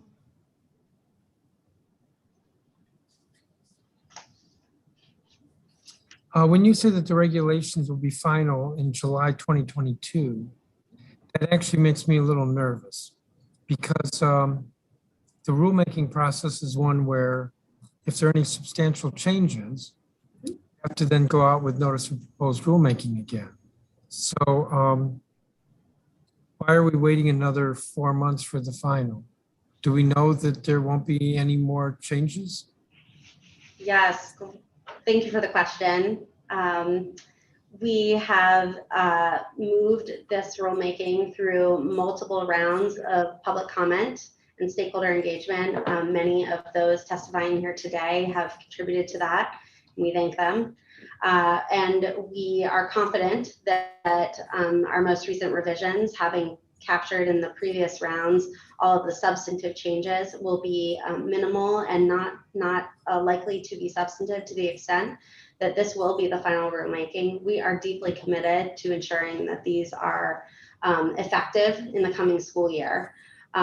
We're moving to external review. As you may know, like there's a process internal and then there's a process external across the district government for approval. And they are moving to external review in, I believe, the next couple weeks. My team is working on them now. And we are combing through them with a fine-tooth comb to review and ensure that we ease the review in the external process across the district government so that we will achieve that timeline. We have enjoyed extensive support from our community in ensuring that we move to a final rulemaking. I am deeply committed to ensuring we meet the timeline and hear the urgency with which our advocates and families are asking for these. There's still a disconnect here for me, because if at this point you've been through multiple rounds of rulemaking, and your testimony is that the changes will be minimal in the sense of affecting the substance, then why not publish them now? Waiting increases the chance that there'll be something more substantive, and then you'll have to go through another round. Yes, and I think we have encountered this along the way. I do acknowledge that it is a bit conflicting sounding. These regulations do not present a large shift in practice. They are really a comprehensive update to the regulatory framework that incorporate our existing policy, our state level policy, and clarify current regulatory language. In the interim time period, we have issued significant policy and guidance to address the substantive areas that might have otherwise delayed the regulatory process if we had incorporated those into the regulation. And so we have, in effect, state policies that have addressed those substantive concerns.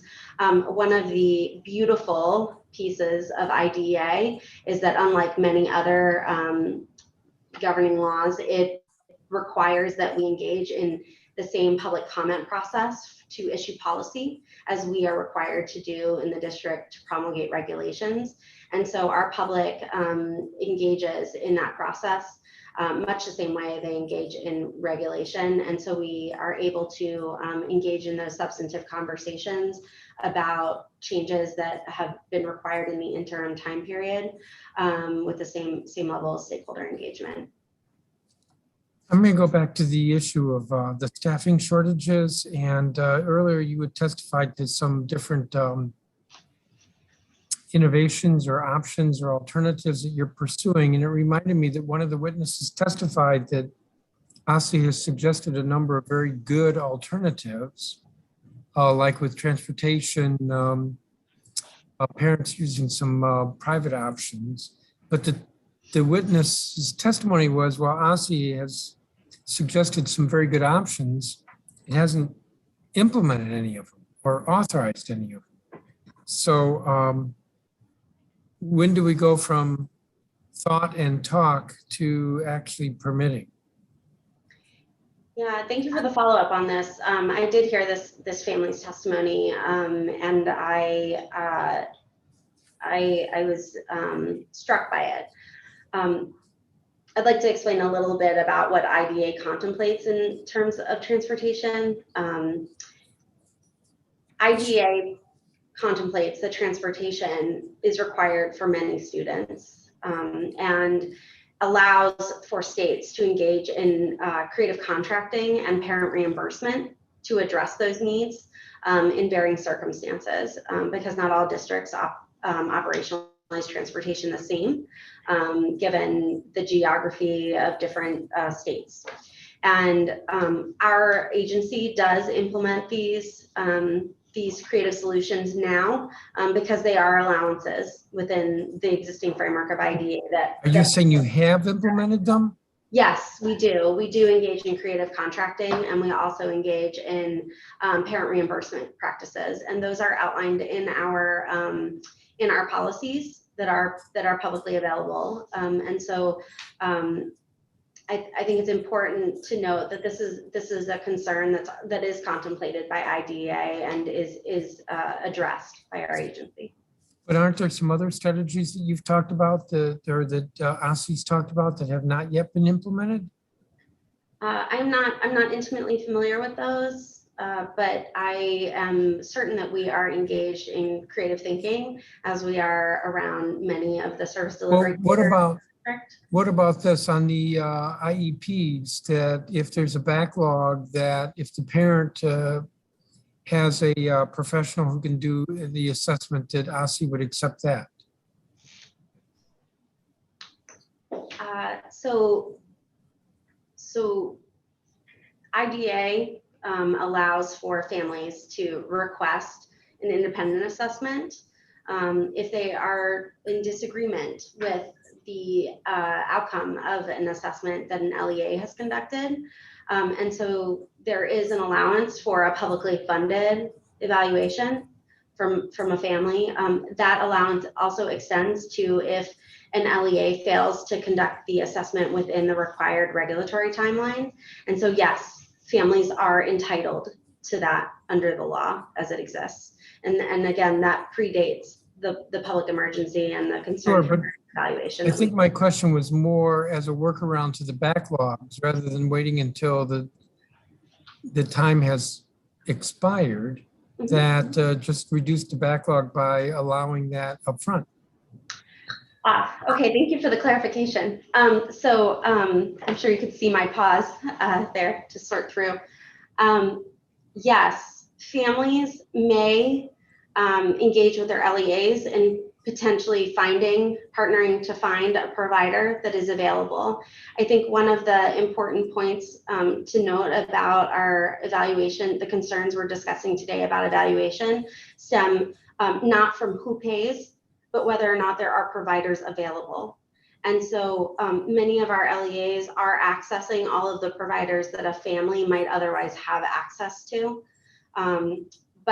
But we have seen LEAs and families partner together to find providers who are available to provide those services. Yes. One of the witnesses testified regarding the dyslexia legislation. We hope OSSE will form an advisory group composed of experts on dyslexia, educators, and parents of children with dyslexia to provide ideas and serve as a sounding board as the law is designed and implemented. Is OSSE willing to do that? I did hear that testimony, and thank you for raising it again. You know, we engage with our families in a number of ways to gather stakeholder input and experts in our community. The wonderful thing about IDEA is that it has within its boundaries a number of requirements for stakeholder engagement. As I said, when we are enacting policies or law, or establishing regulations that will impact our students with disabilities, we are required to engage our stakeholders, and we do so with fidelity. Yeah, but that's a little different than this suggestion, which was specific to the dyslexia bill, that OSSE form an advisory group. Yes, yes. And with regard to a standalone advisory group, we are absolutely open to hearing from our families in that context around dyslexia and enactment and implementation of this particular bill. We would absolutely be willing to do so, as we have done historically in other specific areas of implementation. Your testimony is that if Decoding Dyslexia DC comes to you, or the witness who had made the suggestion is Judy Taylor, that you're open to looking at it. Yes, yes, and we have met with Decoding Dyslexia to hear their feedback in the past, and hope to continue our conversation with their organization.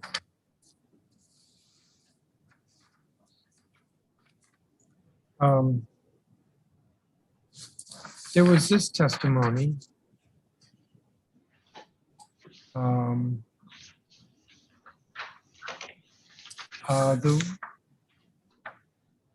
Tracy Barnes was testifying from PAVE.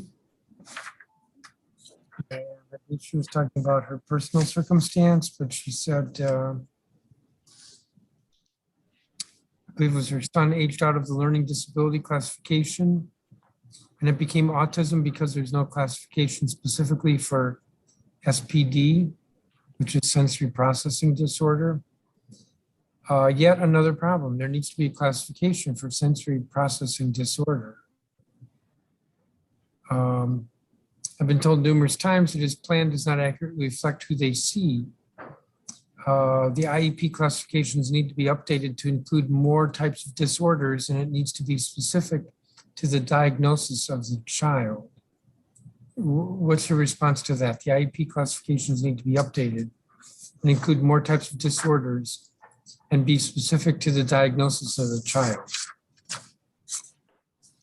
Yes, this parent's testimony was extremely compelling, and we have heard this call from our community. As we were discussing earlier, our Chapter 30 regulations, which are will go live, as I like to say, are effective this summer, are updating our classifications significantly. And we will see an expansion of our SLD, or specific learning disability category, to cast a wider net of eligibility for students.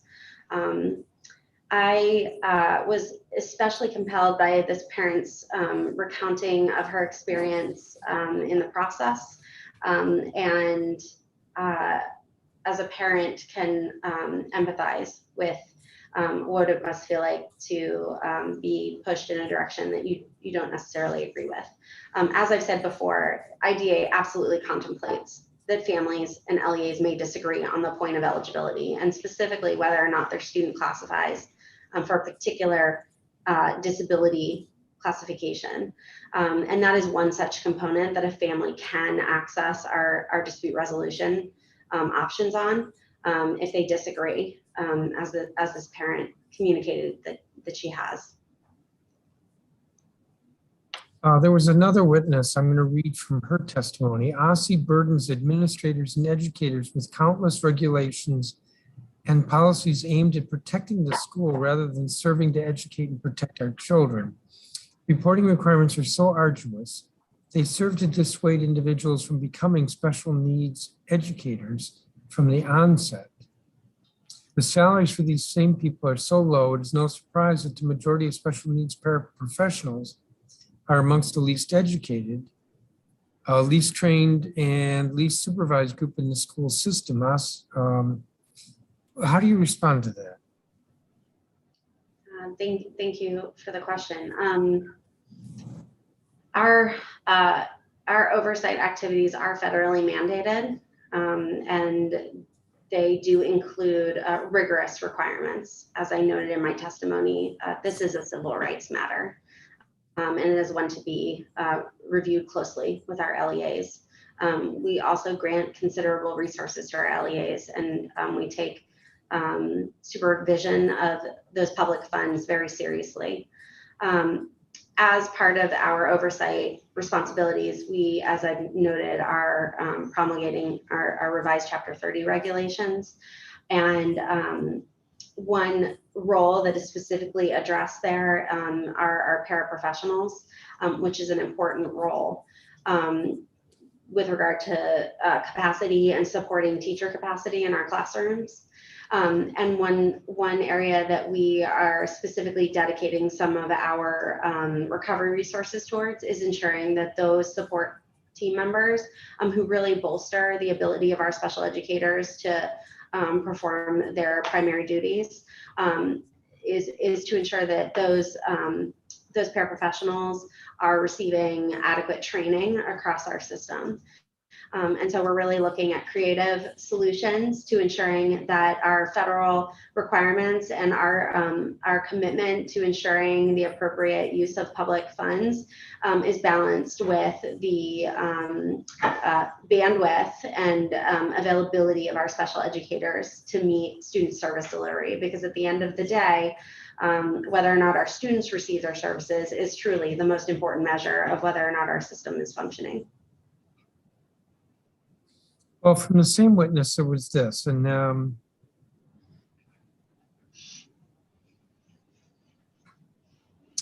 about her child. Her IEP was complex, requiring OT, PT, speech and vision services. It also called for a one-to-one aid. During the year that she was there, however, she did not receive the aid, though the school received the funds from OSSI with which to do so. She went on to say, I removed my daughter from that DC public school and placed her in private school. I had to pay for it because DC public school refused to release her. I wondered why, but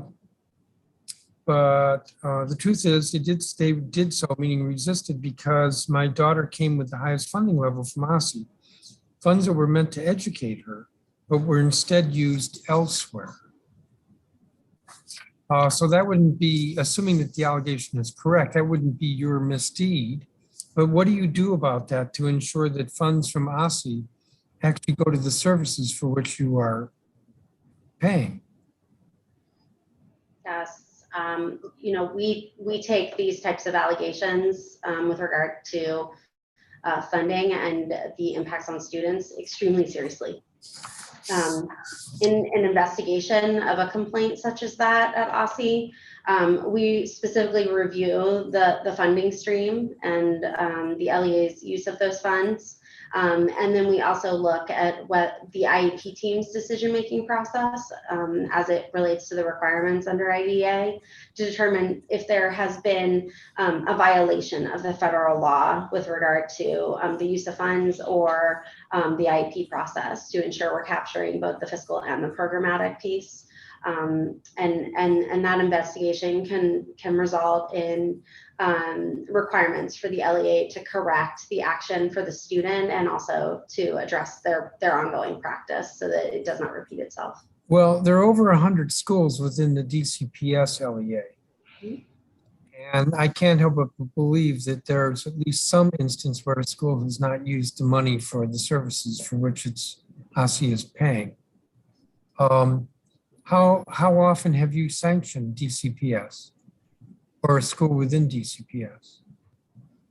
I would have to go back into our data to take a look at how often we have engaged with DCPS on the particular issue of funding. Do you recall ever doing that? Yes, I can. I, in fact, have served as an investigator and the manager of these complaint processes. And I can say with great certainty that we have investigated a number of funding related concerns, both with regard to DCPS and our charter sector, and that those funding concerns cross a number of different funding streams. And so we do investigate them and we do find non-compliance as we do in other areas of this truly complex law, and we issue the actions and ensure they are corrected at the LEA level when we see those happen. As I said, I take funding extremely seriously. I am a public servant, and these are public dollars. So your testimony is that you meaning OSSI, have sanctioned LEAs for not using the special education funds that OSSI provides as provided. You have sanctioned. I, as a representative of OSSI, have personally imposed corrective actions on our LEAs in this district for a misuse of funds and corrected their programmatic practices to ensure that they are spending those funds appropriately. Councilmember Henderson has reappeared. I'm not going to give you another 20 minutes, but go for it. Thank you, Mr. Chairman. I wanted to ask you about outcomes. I feel like, at least for my time on the council, so I've been on the council for a year, I spent a lot of time talking about processes, operations, masks, testing, all of these various pieces in terms of the impacts of COVID, but we haven't really pushed beyond to now talking about the impacts on student learning, right? DC received a federal waiver last year as it related to PARC.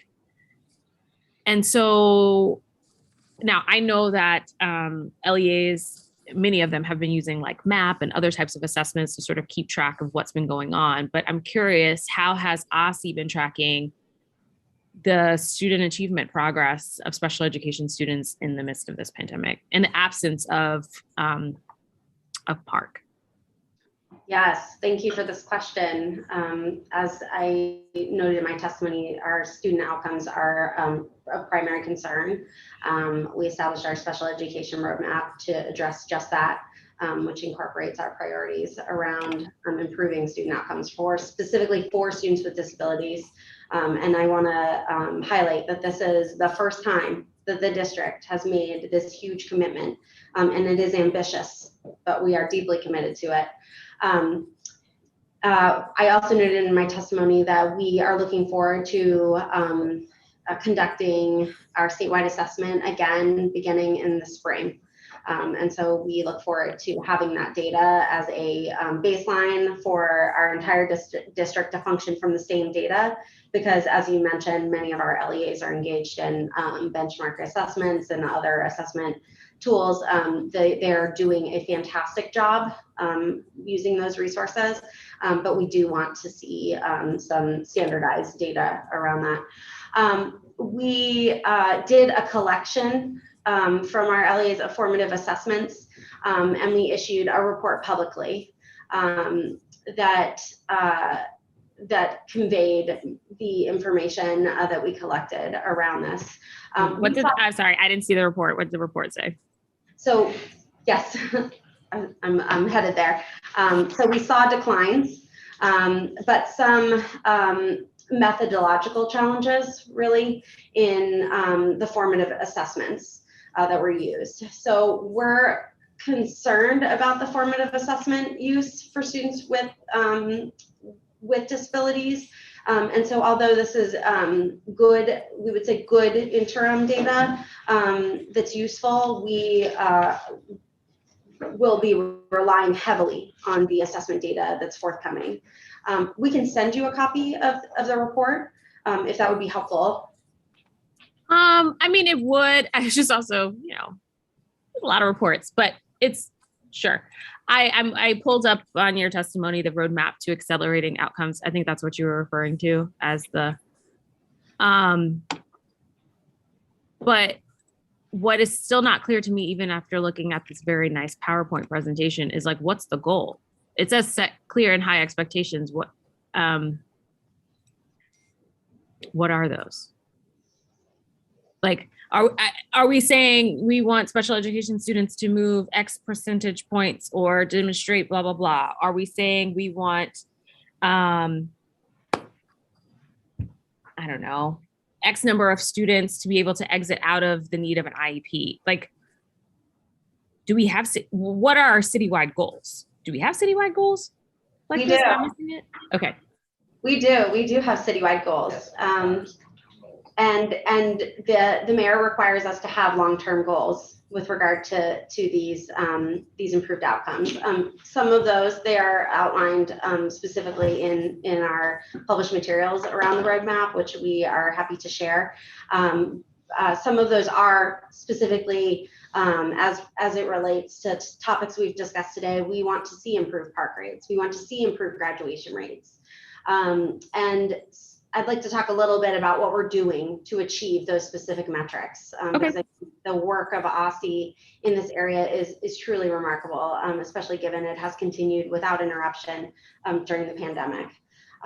So first off, we are engaged in rolling out micro-credentials for special education, essentially strengthening the capacity of our special educators that exist in our system, and welcoming new educators to obtain those micro-credentials. What that means for our students is that they will have educators who are skilled in delivering special education to them. That's meaningful. would a micro credential be like, if we're training someone in dyslexia, is that now considered a micro credential? Yes, we are considering that as one of our micro credentials given our implementation of the law in the next school year. Okay.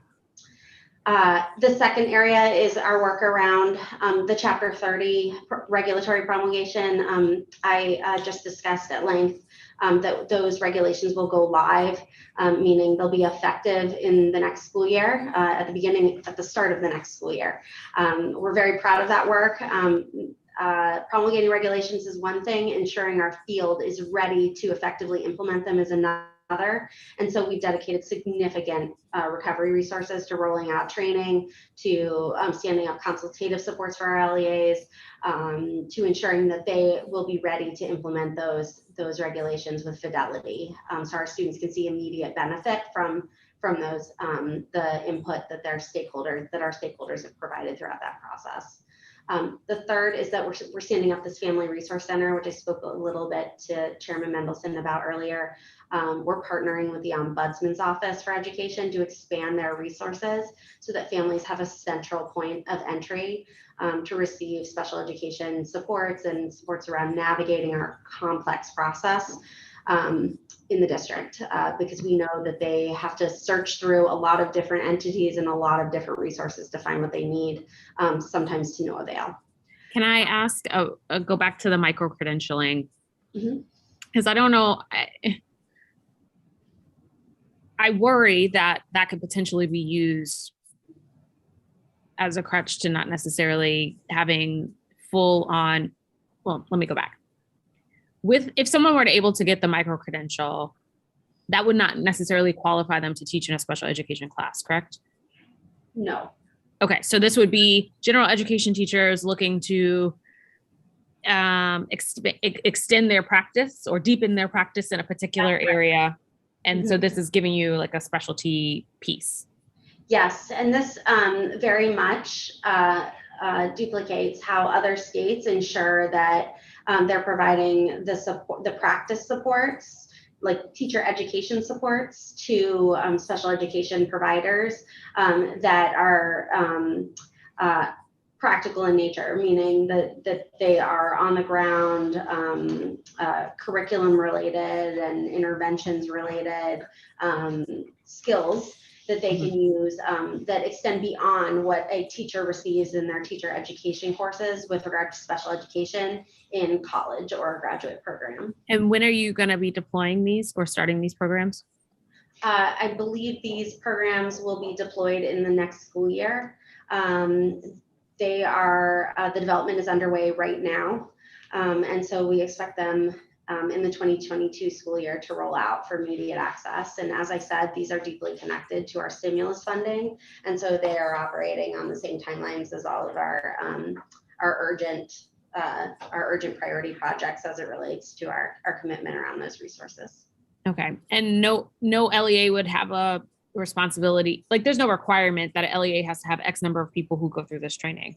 You're just offering it as part of professional development available.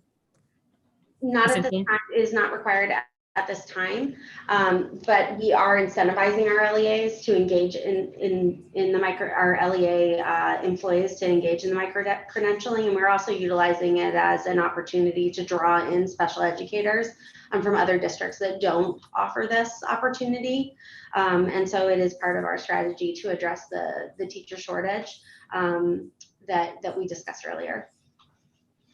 Okay, but it won't address the teacher shortage because I asked earlier, like this doesn't qualify anyone to teach in a special education class. It does, however, offer a professional development opportunity that enhances an educator's skills. This is specifically for people who are qualified to teach special education, meaning they have a teacher credential in special education. And so it is effectively like saying to a doctor, we are going to support you in improving your specialty. Come to our hospital, work here. We have this unit where you will learn new tools that are, the best practices in the field. And it essentially sets you above the rest in terms of practice capacity. field readiness. I'm over my time. Thank you, Mr. Chairman. Thank you, Councilmember. That's going to conclude this hearing. So this has been a hearing on special education policies for students with disabilities. Ms. Click, I think that I asked you to provide some information, so I hope you took notes on that. For the public, the record in this matter will close at 5 p.m. on Wednesday, February 16th, which is 2 weeks from today. The time is now 3:05 in the afternoon, and this hearing or roundtable is adjourned.